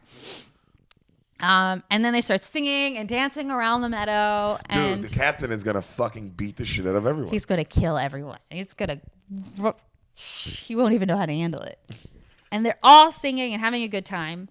And a lot of time passes, and now it's a new day, and you can tell because they're wearing different play clothes that she made. And she tells them, "Now, children, do, re, mi, and so on are only the tools we use to build a song. And then we mix them up, and then you can make a million different tunes mixing them up." And she starts doing this like, so, do, la, fa, mi, do, re. And the kids repeat after her. And Brigitte's like, "But it doesn't mean anything." And Maria's like, "So we put words to it, one for every note." And she starts singing, "When you know the notes to sing, you can sing most anything." And they sing that and the Do, Re, Mi song and kind of go together for like 10 minutes of the movie. There's like a 10-minute section where they're just all throughout Salzburg, just singing and dancing, and they're on a open carriage at one point singing, and they're in the town singing. They're just... That's why the movie's so long. The movie is very long because of all the singing. So there's a lot of singing. That's like 10 minutes in the movie. And then it's another summer day, presumably weeks later. And you see the captain, the Baroness, and Uncle Max are driving back home. Oh, shit. And the Baroness is like, the mountains are magnificent, Georg. That's his actual first name, Georg. Georg. Magnificent, Georg. And the captain says, I had them put in just for you, darling. Oh, game. Per right? se, oh, dude, he is so smooth. Like, because when he's not being a piece of shit. Because at first you're like, the captain's kind of an asshole, and then when you see when he's being flirty, and you're like, who are you? Reminds me of me in my old days. You know? Yeah, it's you. Uncle Max says, even if it's at 10,000 feet, Georg is always rising to the occasion. And the captain says, unless your jokes improve, I'm taking back my invitation. And the Baroness laughs at this and thinks he's so funny. Ha ha ha. And Max is like, you didn't invite me. I invited myself. Ha ha ha ha ha ha. There's a lot of little banter, old movie banter. Where it's like, is any of this really necessary? And then we hear monks singing in the distance because they're driving in like an open car. And Max is talking about how they're really good because he's actually a talent scout. Mm. He says, while I'm visiting, I'm going to explore this area so I can find my next singing group. And as they're driving down the road, they ride past the children who are playing in the trees and singing. His children. But he doesn't think they're his children because why would his children be like in trees? And singing. And the Baroness asks, like, who's that? And the captain's like, oh, some local urchins. And they get back to the house and they're walking around the grounds by the lake. And the Baroness is just taken with how beautiful it is. And she's like a really like classically blonde Hollywood type. Mm-hmm. Think Marilyn Monroe, but older. Okay, but she's a baddie. She's a baddie. I looked up how old she was when she made the movie. She was like 37. Okay.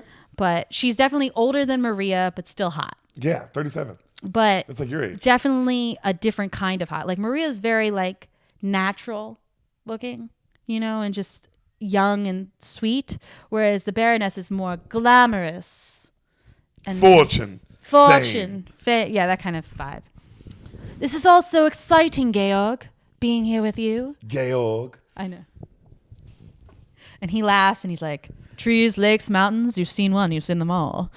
Oh, Georg, Jesus Christ. That's not what I mean, and you know it. Oh, you mean me? I'm exciting.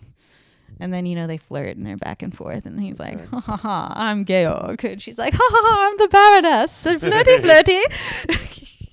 And he's all, and he's like trying to look, he's like, I'm going to go look for the kids. And so she goes to sit with Max on this like veranda that looks out over the grounds. You know what a veranda is? Yes. Okay. A veranda. It's like an open decky kind of area, but it's concrete. Yeah. Okay. And Max asks how it's going, and she's like, I think I'm here on approval, like to meet the children. And he's like, oh, well, you'll be fine. Da da da da da. We must keep this lovely money in the family. Max is all excited because they're both rich. Oh. And I don't think Max. You kind of get the idea that Max is not rich. He just kind of lives off of his friends. Okay. But in the way that rich people do, you know what I mean? Like he's doing well, he's just not as rich as them. Yeah, exactly. And she says that they're definitely probably going to get married, just depending on how the kids feel. And he reassures her that they're a perfect match. So as they're outside, we see Rolf come up to the house, onto the side of the house, and he starts throwing rocks at Liesel's window. And the captain comes out and catches him, and he's like, what are you doing? And Rolf's like really upset. He's like, didn't expect the captain to be there. And he's like, I didn't know. I was looking for... and he doesn't have the words to say. And all of a sudden he just goes, Hail Hitler! Right? What? Yeah. And the captain's really upset about that. He goes, who are you? And Rolf says, I have a telegram for Herr Detweiler. And Max says, I'm Herr Detweiler. So Rolf goes to give the telegram to Max, and the captain grabs it from him and says, all right, you've delivered your telegram. Get out of here. So Rolf leaves, and the Baroness is like, oh, he's just a boy, Captain. And then the captain says, and I'm just an Austrian. He's a Jew. No, remember, Rolf's on the side of the Germans. Yeah. So the captain's a Jew. The captain's just an Austrian. So I was saying this to Jeffrey earlier. It's crazy how the Jews came and just made the whole thing about them when it was really about the Austrians losing their country. They're not Jewish? No, they're not Jewish. They're just Austrian. Who's their God? They have no God. Remember, they didn't pray at dinner. They deserved it. Yeah, they did deserve it. 100%. Well, now I don't care as much. So, like, this is what's interesting about this movie. They never mention the Jewish side of this at all. They just mention how this is all about how the Austrians felt about the Germans taking over. Well, I don't know that yet. Let me find out. I'm figuring this out. Okay, so he's like, I'm just an Austrian.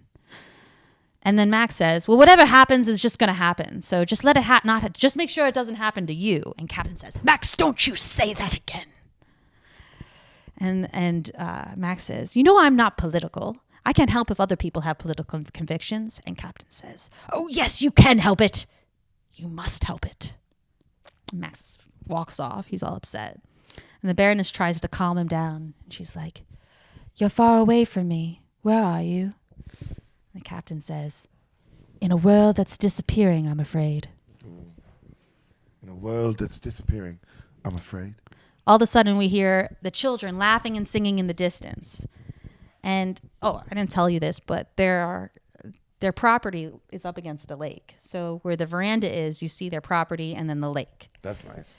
And so it's the children, and they're all on a canoe singing and you know, just having a grand old time. There? Maria's there, obviously. She's a good governess. She doesn't just let them be.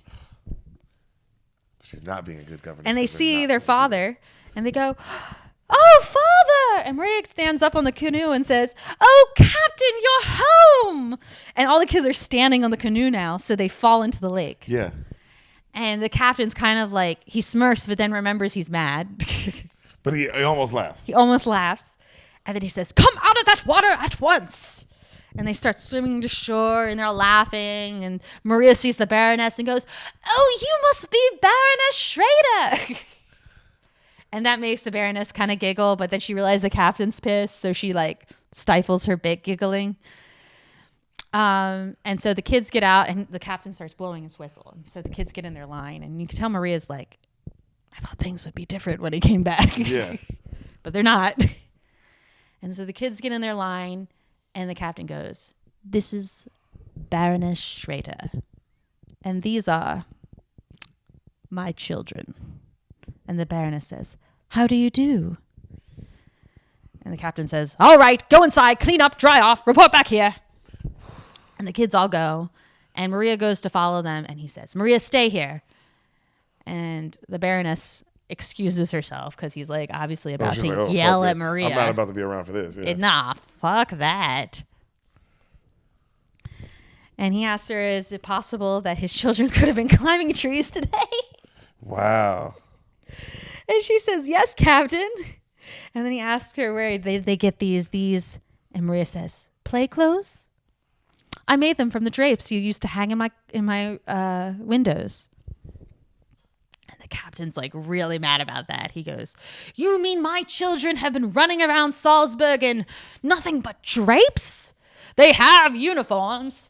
And Maria goes, more like straitjackets if you ask me. And he's like really mad that she's talking back to him. And then they kind of like go back and forth about how he needs to be more attentive to children and all they want is love. And love them, Captain, please, love them all. And the captain's like, I will not hear any more from you about my children. And Maria goes, I'm not finished yet, Captain. And he goes, oh, yes, you are, Captain. Which kind of like takes them both aback because he thinks he's still on the ship, you know? And then they both quiet down and he tells her to pack her things and return to the Abbey. He fires her. Yeah. But then all of a sudden, you can hear the children singing from inside. You know, the Hills Are Alive song? They're singing that. And the captain asks, what's that? And she goes, it's singing. And he says, yes, I realize it's singing. Who is singing? And Maria's like, children. And he goes, the children. He kind of looks off into the distance, you know, like, my children, they know how to sing? Yeah. And he starts following the sound of their voices. And she said, I taught them something to sing for the Baroness. And he walks in the house and he finds them singing for the Baroness. And they're so lovely. Liesel's playing the guitar. Who knew she could play the guitar? Damn, Liesel's talented. Yeah. She's dating a little Hitler Nazi. I know. And they're singing The Hills Are Alive to the Baroness. And the captain's kind of watching them from the doorway. And he starts to smile. And when they get to a certain part of the song, you can tell he's kind of on the edge of tears, and he just starts singing with them. Yeah. And when they hear him singing, they stop singing, but he keeps singing. So then they kind of accompany like, oh. Yeah. And when the song ends, they all embrace each other. And Maria's kind of just watching this from the hall. And like, I did this. And the Baroness says, you never told me how enchanting your children were. And at that moment, he kind of realizes he didn't know himself and that Maria was right. And he looks to the hall and he sees Maria, but she's already like turned to leave. Like, I have to go. He's fired I did my me. job. Yeah. And so he follows her and apologizes to her and says that she was right. And she apologizes for being too outspoken. And he's like, you're right. I don't even know my children. And she says, there's still time. And he thanks her for bringing back the music to the house. And he says, Fräulein, I want you to stay. I ask you to stay. Ooh, they're setting up for the affair in the second act. And Maria says, I'd like to be of any help. And she's like, you already have. And so it's a new scene. And there's this like beautiful, elaborate marionette theater set up. Just so all the kids are like behind it, what marionette is, the puppets with the strings. Yeah. And they're all like playing with the puppets with the strings. And they're just performing this theater for their father, the Baroness, and Uncle Max. Okay. Who are sitting. Also, there's a lot of chairs set up, but they're the only ones sitting there. Too rich. Yeah. And it's like this. The song goes, high on a hill was a lonely goatherd, lady-ola, lady-oo. And it's all about how this goat was lonely. This goatherd was lonely. And then he yodeled back to a gleaming glad herd, lady-ola, lady-oo. And they have all these little marionettes with the goatherd. And then there's men in the town drinking beers of float herd, lady-ola, lady-oo. Yeah. So that's kind of like a long song, too. It really shows off Maria's range because she yodels a lot in it. Yodel-a-hee. And then, so when the song's over, the parents, the father and the Baroness and Max applause, and the captain's complimenting Maria, and the Baroness says, "My dear, is there anything you can't do?" And this makes the captain laugh, and the Baroness says, and then Maria says, "Well, I'm not sure I'll make a very good nun." Ooh, no. And the Baroness says to her that if she has any problems, she'd be happy to help her. As in, you better be a fucking nun, bitch. Yeah. I want you here fucking my husband. So Uncle Max all of a sudden announces he's finally found a folk group to represent for the Salzburg festival. And everyone's really excited and is like, who? And the Baroness names a bunch of choirs and the captain names a bunch of choirs. And he says, no, it's a singing group, all in one family. And the captain's like, whose family? Max says, yours, Georg. And the captain laughs, and Max is like, what's so funny? And he says, you are, Max. Expensive, but very funny. Oh, Georg. You rich And then fuck. Max continues to go on about how there'll be a sensation, and there'll be the talk of the festival, and then Captain says, not my children. They don't sing in public. And so to change the subject, Maria asked the children who should perform next. And they all whisper in her ear. And then, so Maria walks up to the captain and she says, the vote is unanimous, Captain. I heard a long time ago you were quite good. And she hands him the guitar. And the captain says, that was a very, very long time ago. And all the kids are like, please, Father. Play, Daddy, play. So he takes the guitar and he begins to strum. And to the side, you hear the Baroness ask Max why he didn't tell her to bring along her harmonica. Oh. Because she's obviously left out. This is the thing about the Baroness. You never hate her because she's very sweet, but it's like, oh, you don't like this. She's just in the way. Because the Baroness? Yeah. Well. And the captain starts singing Edelweiss, which is like a folk song, and it's about how much he loves his country. Edelweiss, it's actually in the lower of Edelweiss, Edelweiss. He's a man. I know he's a man. Every morning you greet me. And then in the second verse, Liesl joins him, and that's really beautiful. And then the song ends with, this is important because it's remembers the Austrian thing. He goes, bless my homeland forever. Okay. So the song ends, and as he's ending, his eyes like meet Maria's, and they both kind of smile at each other, and the Baroness also notices this. And then Max says that they should all be in his new act, including Georg. And the Baroness is like, maybe we should have a party and I can meet all your friends. She had to make it about herself. And this gets the kids all excited. And he's like, maybe we should. And then Gretel is like, oh, it'll be my first party, Father. And then the scene changes and it's the day of the party. Okay. And it's a really big party. Like imagine, like, like a big formal party where everyone's really dressed up. A lot of they're standing. The Baroness and the captain are standing at the front, welcoming everyone and like kissing their hands. Everyone's there, including Herr Zeller, who looks like Walt Disney. Okay, Walt Disney. He looks exactly like him, and he is the worst. He comes in and he's kind of like snobby and all that. And as soon as he comes in, he starts talking to people he makes these like sly comments about the display of the Austrian flag and da-da-da-da-da. Nazi shit. And it's really like, they do a good job because it's not very intense about it. It's like very low key at first. Just like, the Austrian flag. Interesting. And so we see everyone about the dance hall, and then we come to the kids are kind of standing alone outside because, the veranda goes all the way around the house, and they're kind of on that area where the doors are open and kind of looking in, watching the adults dance. And Liesl kind of starts dancing by herself, and Friedrich goes to dance with her, and Maria comes up and she's like, I didn't know you could dance. And Kurt says, we didn't want you to have us dancing all the time. We'd be the Von Trapp family dancers. And all the kids laugh. And then a different song starts to play, and they all want to know what it is. They don't recognize it. And she says, oh, that's the Ländler. It's an Austrian folk dance. And Kurt asks her to show him. And so they start dancing, but it has like a couple of twirls and stuff, so it's difficult because she's so much taller than him. Okay. And as they're dancing, trying to get through it, you see the captain watching them dance together. And so he goes up and he's like, may I? And though he starts dancing with Maria and doing the Ländler.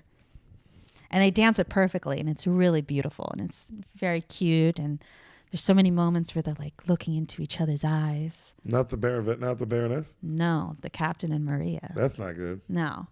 And while this is happening, the Baroness comes out and sees them. And she's super jealous.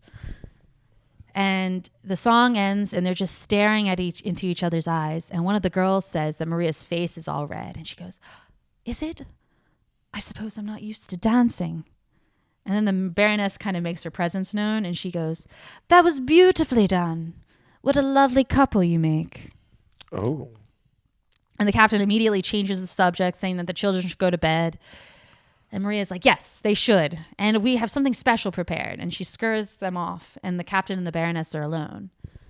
And so it's just the Baroness and the captain kind of walking around, and she's like, all that needless worrying, Georg. You thought you wouldn't find a friend at the party.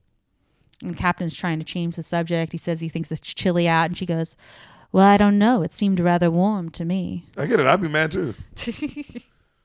And so they make their way into the party, and that's where Maria and the kids are announcing that they wish to say goodnight. And the kids sing this song. this goodnight song where they're like, there's a sad sort of clanging from the clock in the hall and the bells in the steeple too. But up in the nursery an absurd little bird is popping out to say cuckoo, cuckoo, cuckoo. Regretfully they tell us, but firmly they compel us to say goodbye to you. So long, farewell, auf Wiedersehen, say goodbye. And then they all come out and one by one they do the thing, right? I've only seen this from cartoons. Yeah, they do that. So long, farewell. This is in like so many cartoons. Yeah, they do that whole song. They each have their own individual line. And then they all go up to bed. Goodbye. And then they go to bed one by one. Goodbye. Damn, that's from this musical. That's from this musical. That's crazy. This is like probably... most people would say, I don't want to say the greatest musical of all time. Well, it's not the greatest, but it's what do you good. think the greatest one is? Well, it's not what I'm hearing right now. This is good. It's not the greatest musical I've ever heard. Well, it's because you're hearing me sing it. I'm not singing all the songs. It's not even the singing. It's just what it's about. It's not the greatest musical. I'm sorry. This is a big musical. I'm not saying it was Most people would say it's the most classic musical. Like if you said musical, you didn't people say would that, go you Sound said of Music. The best. No, I think the best musical is probably Oliver. Oh, so you also agree that this isn't the best musical? I think Oliver's the best one. Okay. Personally. I like how you agree with me in but what I'm saying right now. This is the most popular musical of all time. I didn't say it wasn't. Okay. You said it's the best. And I was like, well, it's not the best musical I've heard. It's pretty good. It's very good. So Maria goes to follow the children up to bed, but Max insists that she should stay at the party. And she's like, oh, I don't have anything to wear. And Max is like, please stay at the party. And the captain's like, yes, just go change and we'll wait for you. And so she goes upstairs to change. And an older couple comes up to like compliment the captain on his children. And they're an Austrian couple. And they say, is there a more beautiful expression of what is good in this country than the innocent voices of our children? And then Herr Zeller hears that, the Walt Disney looking dude. And he interjects and he's like, does Austria alone hold the monopoly on virtue? And the captain says, Herr Zeller, some of us prefer Austrian children in song to ugly German threats. Jeez Louise. Politics. I know. And Herr Zeller says, the ostrich buries his head in the sand and sometimes in the flag. Perhaps those that would warn you that the Auschwitz is coming. Auschwitz. It's a political union between Austria and Germany. Yeah. I had to write that down. I didn't know what that meant. And perhaps they should put the words to music to get captain. And then the captain says, if the Nazis take over Austria, I have no doubt that you will be in the entire trumpet section. There you go. Thank you. Yo, Sam's an idiot. And then Herr Zeller says, oh no, we lost our light. Can you not step on it? Mm-hmm. You not step on it. It's hard. It's right. Look at where it's at. Yeah. Look at the placement. Look at where you put it. I want to make sure you were lit. Okay. Herr Zeller says, you flatter me, Captain. And the captain says, how clumsy of me. I meant to accuse you. Ooh. Yeah, it's very biting. Rich people dialogue. Rich people, old people dialogue. So the scene changes and Maria's upstairs looking for something to wear to the party. And the Baroness has come up to help her. And they're looking around and the Baroness says, now where's that beautiful thing you were wearing the other evening when the captain couldn't keep his eyes off you? Ooh. And Maria's like, couldn't keep his eyes off me? Come on, my dear. We are women. Let's not pretend we don't know when a man notices us. This upsets Maria, and the Baroness tells her there's nothing to be ashamed of, and that the captain's just a man, and if he didn't notice her, he wouldn't be a man, and she's quite attractive and all this stuff. She's keeping it 100. Yeah, she's keeping it a buck. And then the Baroness, Maria's like, oh, Baroness, I hope you're joking. I've never done a thing. And the Baroness says, you don't have to. There's nothing more irresistible to a man than a woman who's in love with him. And Maria's like, in love with him? The Baroness says, of course. And what makes it so nice is he thinks he's in love with you. Damn, Baroness, this is a lot you're putting on him from one dance. Right? And Maria's like, that's not true. And the Baroness says, surely she's noticed the way he looks at her. And didn't you just blush in his arms earlier when you were dancing? And she says, don't take it to heart. He'll get over it eventually. Men do, you know. And Maria says she must go. Like, she can't be here anymore. Like, she doesn't want to be a problem. Yeah. And the Baroness is silent when she says this and doesn't discourage her at all. And Maria immediately starts to pack her bags. And the Baroness asks if there's anything she could do to help. Oh, so the Baroness also just getting the fuck out of here. Exactly. This is why I'm like, you don't hate the Baroness, but also you're like, this is really shitty of you. Well, I mean, you're jealous. You're nervous. Yeah. Because he looked at you in a way. It's not that he looked at her because, like, yeah, all men look. It's like I look at fat asses all the time. But Sam, I don't be looking at bitches like, oh my God, babe, I've never seen a woman like this. Like, you know what I mean? Like, that's a different kind of. And then I go ask her to dance, and I'm holding her in my arms. Mm-hmm. That's a whole different thing than just being like, oh wow, she's pretty. Yeah, and also it's like, she's great with your kids. That means something. It means a lot. But I get the Baroness of like, I got to get this bitch. Because before this bitch was in his life, I was killing it. Yeah. He was literally bringing me home to marry me, Sam. Yeah, she was literally bringing her home to marry me. He's just this fucking bitch. And so Maria says, she just asked her not to say a word of it to the captain. And the Baroness says, no, I wouldn't dream of it. She says, goodbye, Maria. I'm sure you'll make a very fine nun. And she leaves to go back to the party. And so back at the party, the Baroness is very happy. Of course. And she grabs some champagne and she walks up to Max and she says, I feel like celebrating. Cheers. And Max is like, you know something. She's like, perhaps. And Max says, if you're clever, you'll tell me how to get that Fräulein to influence Georg. I want those children in the festival. And the Baroness says, well, if it's a matter of influence, maybe the one you need to be talking to is me. And she hands Max her glass, and she joins Georg on the dance floor. And while everyone is dancing in the hall, we see Maria leave a note behind, and she's in her original ugly dress that she came in. Not the fancy ones. Not the fancy ones. And she leaves. And then we have an intermission, it's a literal intermission. Only halfway through? It's more than halfway through. This movie's too long if it's only halfway through. It's more than halfway through. And the second half is much quicker. But hopefully it's like the Titanic, and like this is where the ship sinks. Yeah, it's kind of like that, actually. It's exactly like the Titanic. This is where the ship sinks. Because that was the house literally sinks into the ground. And that's all cute and all, but it's like what makes Titanic so good is that, in the second half of the movie, everyone dies. Yeah, there's a literal intermission in the movie too, and there's just like 5 minutes of black screen that says intermission. Yeah, so you go to the bathroom and stuff. Yeah, actually, I have to go to the bathroom now. Oh my God. And we're back. We are back. We're back. We are back, and I have seen, Sam just asked me if I've seen Faggot on the Roof, and I have. That's not what I asked. That's what she said. Okay, so when the movie returns, it's a beautiful day, and the Baroness is trying to play this game with the children, and it's like a ball game where they're passing it around, and each person has a number, so when you pass it to the person, you have to say their number. Okay. Have you ever played a game like that? Yes, I have.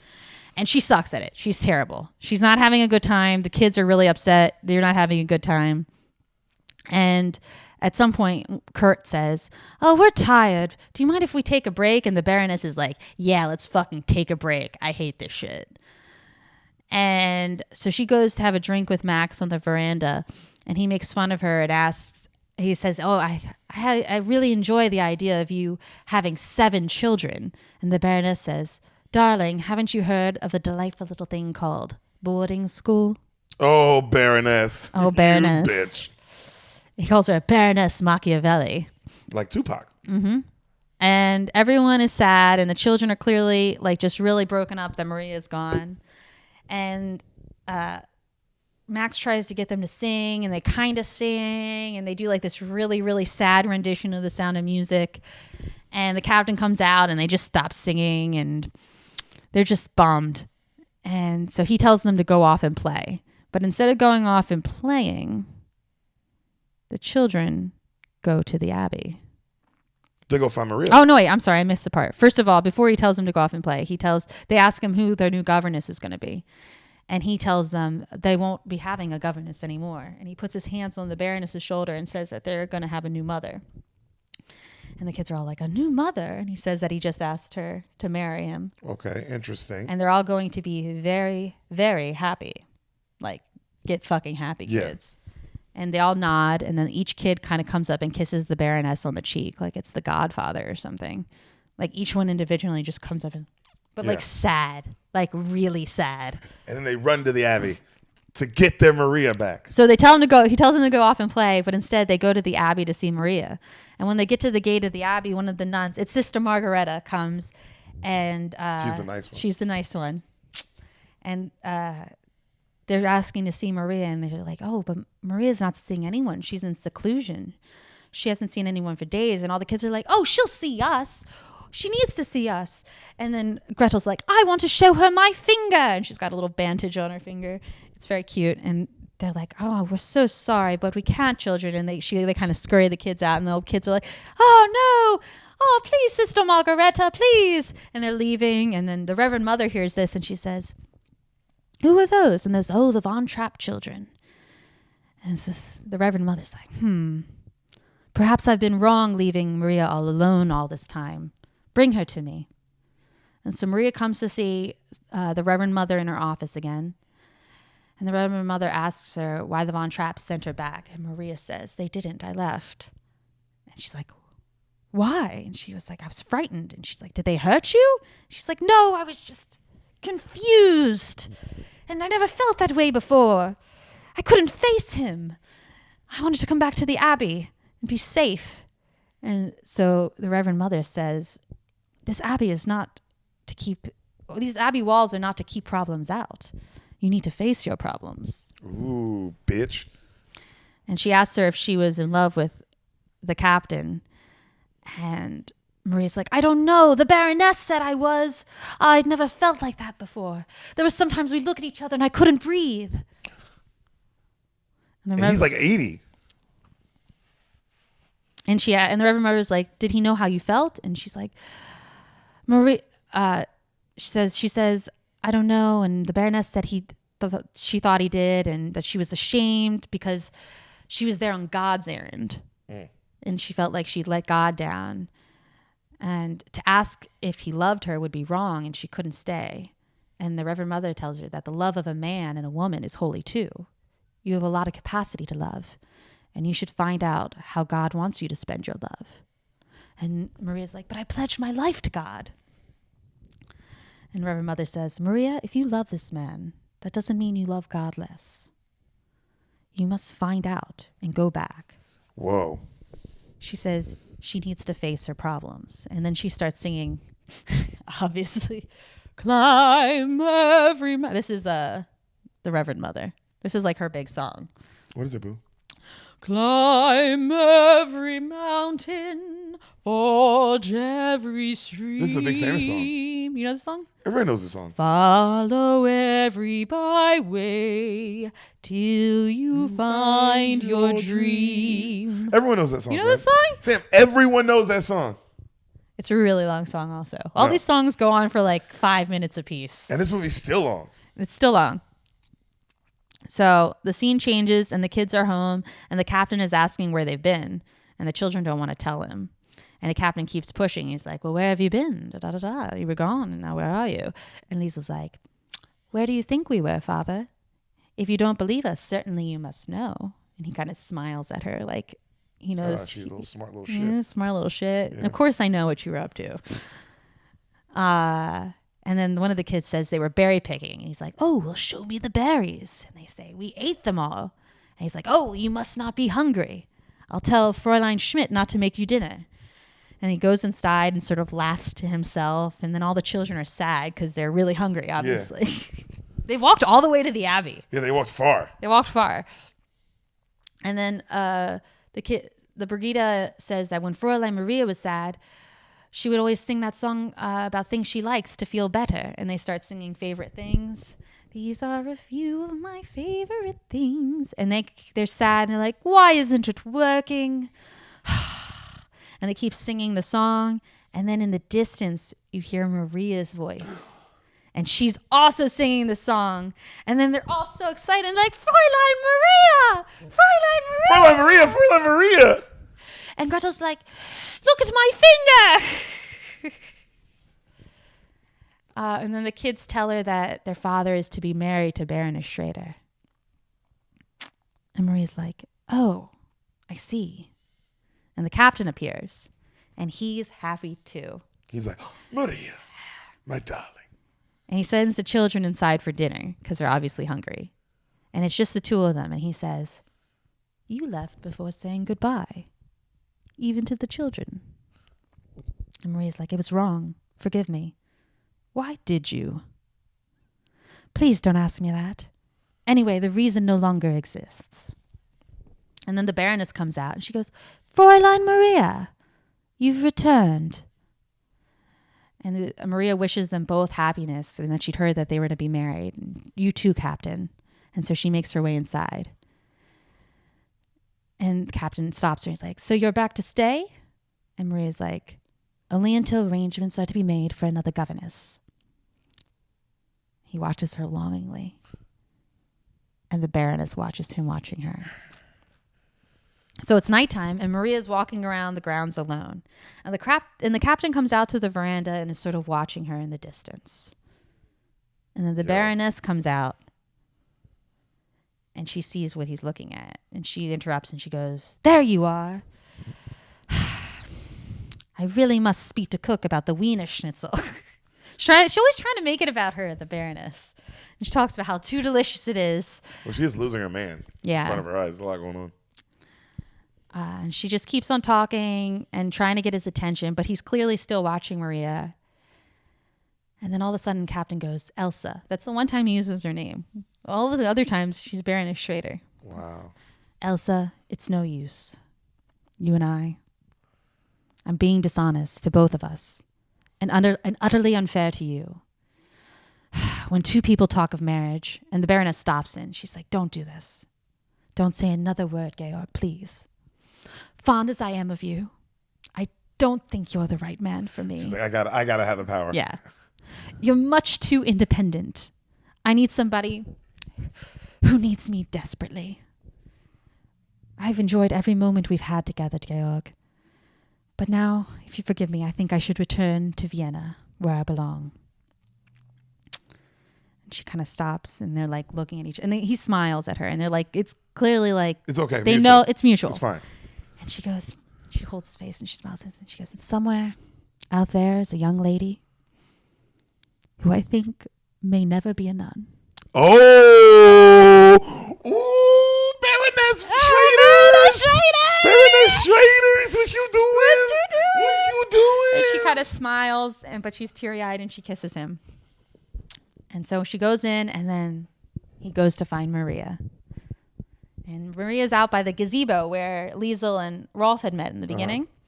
And she's all by herself, and the captain comes out, and he says, I thought I might just find you here. And she's like, oh, is there something you wanted?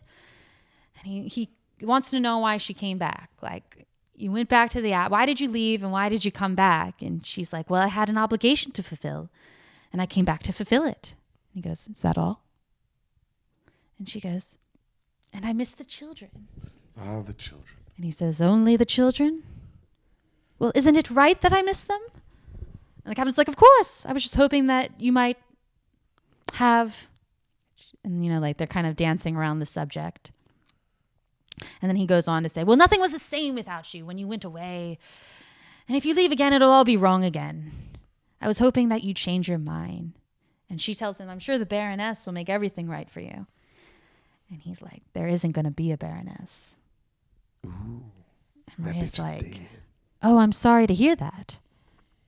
And he tells her that they called off the engagement. And she's like, I'm so sorry. And he goes, you are? And she goes, you did?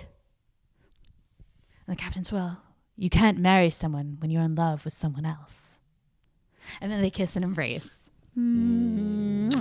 That's very nice. It's like that. And that's the end of the movie? Not yet. And then Maria's like, Maria always knows how to ruin the moment because like they're kissing and she goes, the Reverend Mother always says. Wow, she says the line then? Yeah, she says that. The Reverend Mother always says when Lord closes a door, somewhere he opens a window. Yeah. And he's like, what else does the Reverend Mother say? To bust it open. Yep. That's what she says. The Reverend Mother does know how to make things hot. She was like, get back there. Why would she say that right there, get your man. Yeah, she did. She got that girl's dick. And so they kiss each other, and he tells her he loves her, and then she starts singing about, perhaps I had a wicked childhood, perhaps I had a miserable youth, but somewhere in my wicked, miserable past, there must have been a moment of truth. For here you are standing there loving me, whether or not you should. For somewhere in my youth or childhood, I must have done something good.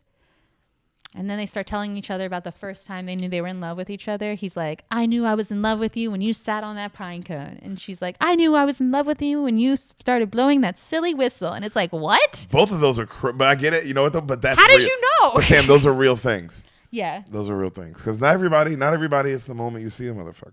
That's true. You know? But also, we didn't think that they loved each other then. For me, it was the moment I saw you. Do you remember what it was for you? When I sat on the pine cone? It was when you sat on the pine cone. When was it? I think it was that one time when I was crying. Yeah. And you were explaining to me what comedy was. You were so mad. I was so mad. But I knew I loved you then. You were so mad at me. I loved you. And then he sings the same song back to her pretty much. And then after he's done singing, he says, Maria, is there anyone I should go to for permission to marry you? And Maria says, well, why don't we ask the children? And they both sort of laugh. And the scene changes and it's their wedding day. Yeah.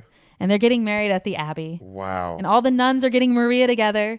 And she looks so beautiful. She's in this like beautiful, like full length dress, like very classic, arms covered, chest covered, very, very regal, classy. Very classy. She's got a veil. She looks so beautiful. Liesl is her maid of honor. Nice. There's this beautiful organ church music playing.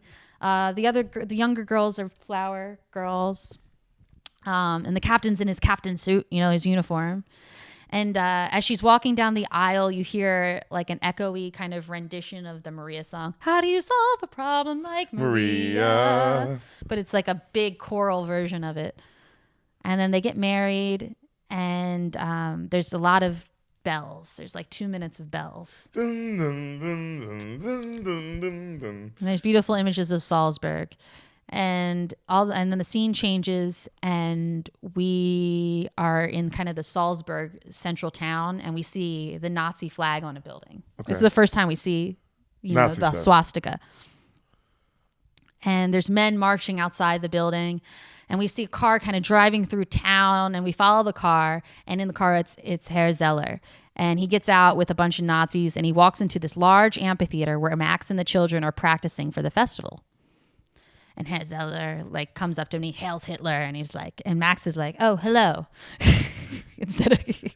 And Herr Zeller's like, it's Gaultier. It's a political official governor under the Nazi rule. Okay. And he hails Hitler again, and then Max feels like he has to hail Hitler back, and he reluctantly hail Hitler. And Zeller tells him that he's come from their house and he can't seem to get in contact with the captain. And mentions it's the only house in the neighborhood that's not been flying the flag of the Third Reich, the Nazi flag. But they've handled that situation. That's what he says. And he wants to know where the captain is. And Max is like, he's on his honeymoon, duh. And he's like, well, when he returns, he will need to accept his role in the New World Order. Okay. And Max is like, okay, well, he's not back yet. But then he goes on to kind of thank him for allowing the festival to go on. And Herr Zeller's like, of course it's going on. Nothing has changed in Austria. Which is also kind of creepy, like this idea that it's completely different, but they want everyone to feel like it's the same. Yeah. So the kids, as soon as... Wonder where we've seen that before. I don't know where we've seen that before. Herr Zeller leaves, and the kids have all these questions, and they're asking why, all the men with they call it the spider sign, that's cute, are so cross. And Max tells them a lot of people are cross these days, and it's best just to get along with everyone. And as they're leaving the amphitheater, Liesl sees Rolf, and she's so excited to see him, but he's all business. He's like, good afternoon. You will take this, please, and give it to your father as soon as he comes home. And Liesl's like, he's on his honeymoon. And Rolf says, I know that. We make it our business to know everything about everyone. And Liesl goes, who's we? And he says, just see that he gets it. Liesel says, don't you want to come over tonight and deliver it to yourself? And Rolf tells her he's now occupied with more important matters, and your father better be too if he knows what's good for him. Scene changes, and the captain has arrived home, and he's found the Nazi flag that they put up at his house, and he's pulling it down, and he tears it up, and he's really upset. And as he's tearing up the flag, the kids pull up with Uncle Max. And the kids say that they've come back just in time and to see them perform at the festival that night. And they're all excited, and the captain's like, I said that I didn't want my kids to perform. And Max is like, it's for Austria. And the captain says, there is no Austria. And Max is like, the Anschluss happened so peacefully. Let's just be glad of that.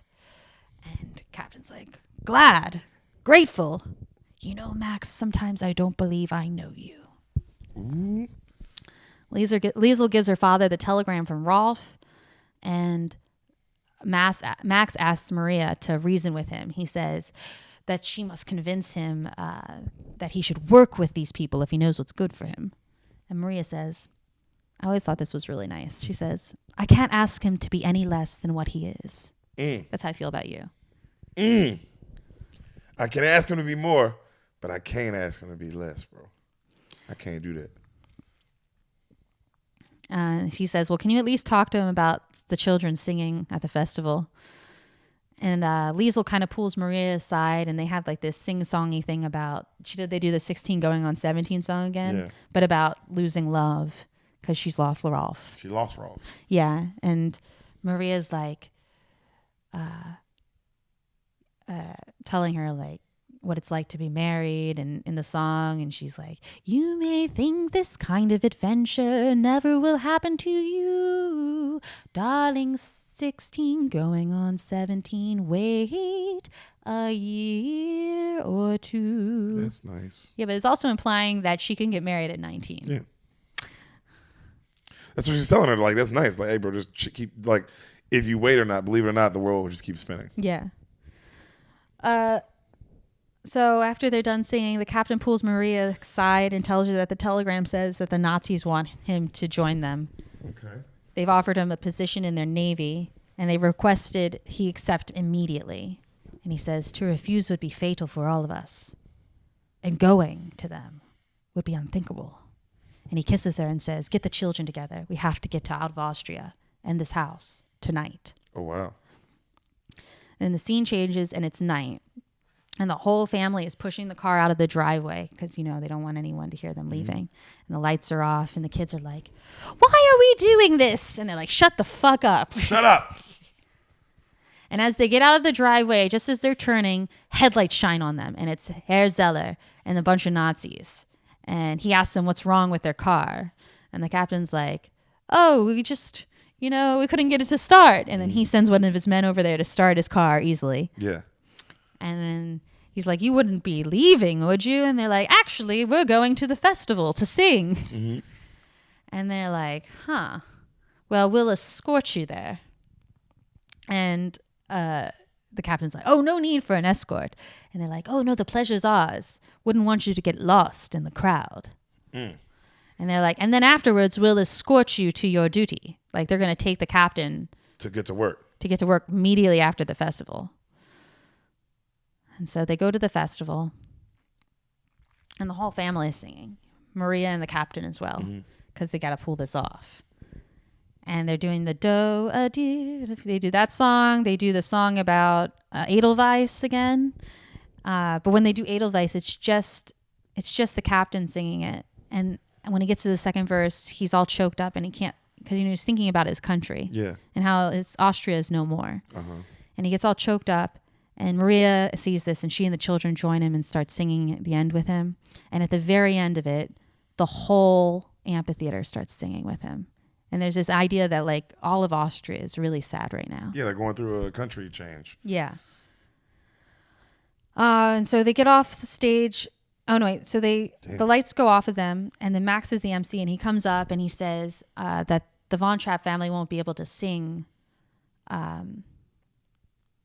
much more together. They're going to do one more encore because after this, Captain Von Trapp has to go to his new position in the Naval Third Reich.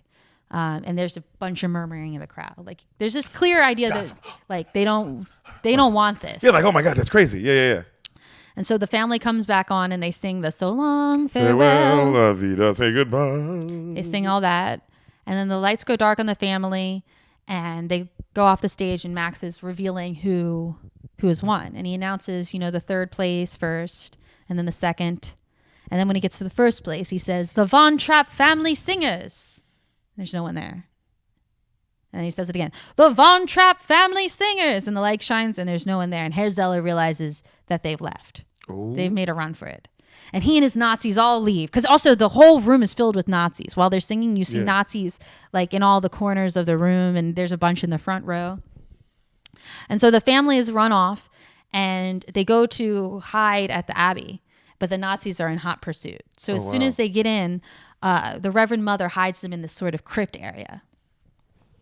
And the crypt is it's like an open crypt. Like you can see the moonlight shining down on them. And then there's another part of the crypt, which is gated off. And she's given them the keys so that they can lock the gate and be in that part of the crypt so no one can get to them.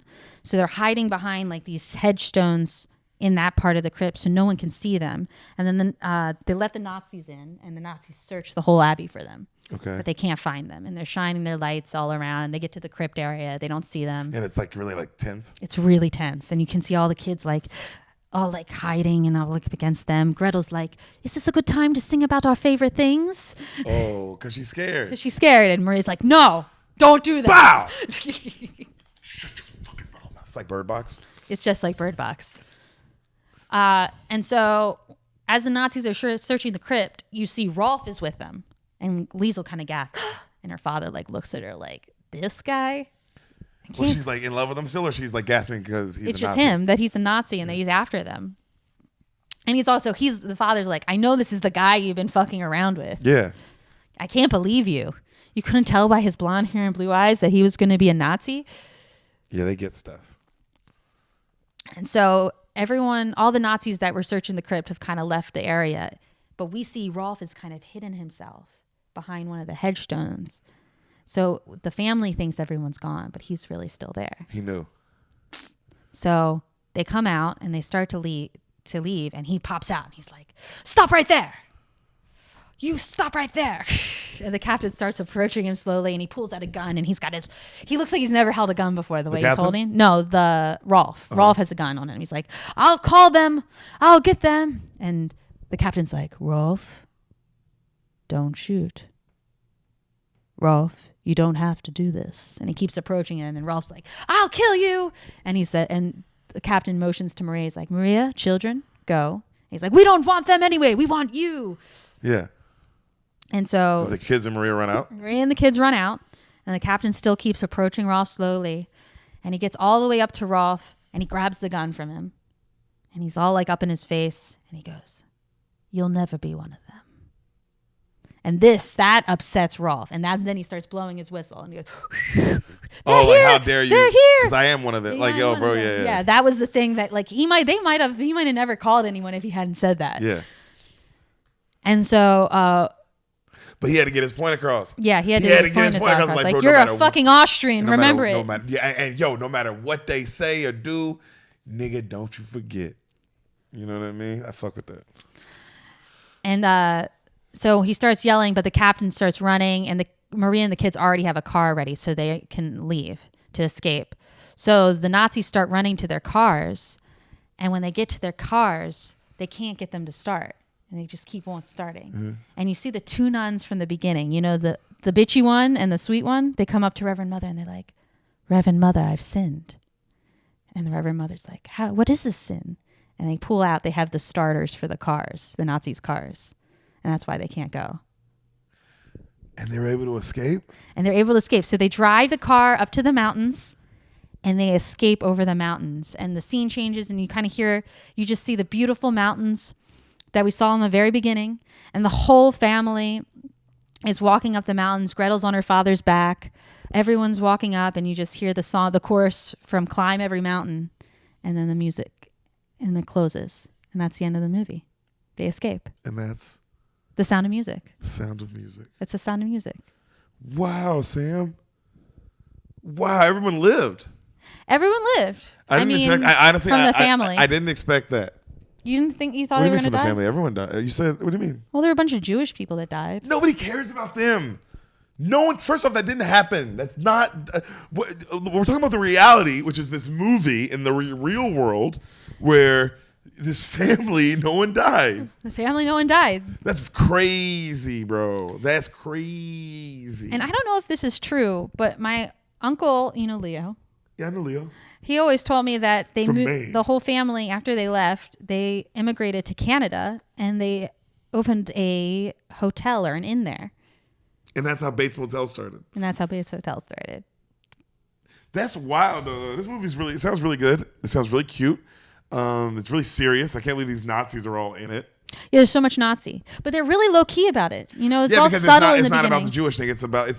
What I do like is a different angle on something we know about, like the perspective of Nazis, but not from Jewish people, from German people, just from a different group who had to deal with that as well. It's interesting in this concept of how important nationality was and like pride in your country. Yeah. And then it just being kind of taken. You know what I'd like to see? It'd be like, I'd like to see a slavery movie, but it has nothing to do with white people or slavery. It's just that time, but from the perspective of like Native Americans. Oh, you see what I'm saying? That would be they're going through their own thing, but they have their own view of Because I'm talking about their genuine own view, not putting white stuff on it, not putting black stuff on it, just like how they felt about it. Yeah, you see what I'm saying? Because people always like to be like, oh, well, there's only one true perspective. Like, no, there's other people's perspective. Yeah, there's outside perspectives on this tragedy. Yeah, and you can see a different view of it. I'm not saying it's right or wrong. I'm just saying other people saw different things. Mm-hmm. And so that's what I mean. I like that it's a different perspective on the Nazi thing. Well, it's just also interesting because it's not something you think about. Yeah. You don't normally think about all the people they killed. That's what you kind of like go to. But you think about like this is just but also, a nigga who's like, bro, they took over my country and I don't like this shit. And also, he didn't want to be a part of it. Yeah. And they were like, no, you have no choice. Which is like, oh, so this isn't good. No. The fact that I don't have a choice means this isn't good. Uh-huh. I think what's weird watching it as an adult is I never saw any of that stuff as a kid. I just saw the kids singing and dancing. And the love story. And not even the love story. The love story always kind of confused me. Even now, watching it again, it's really strange because Maria is such a child in the beginning. And he's a man.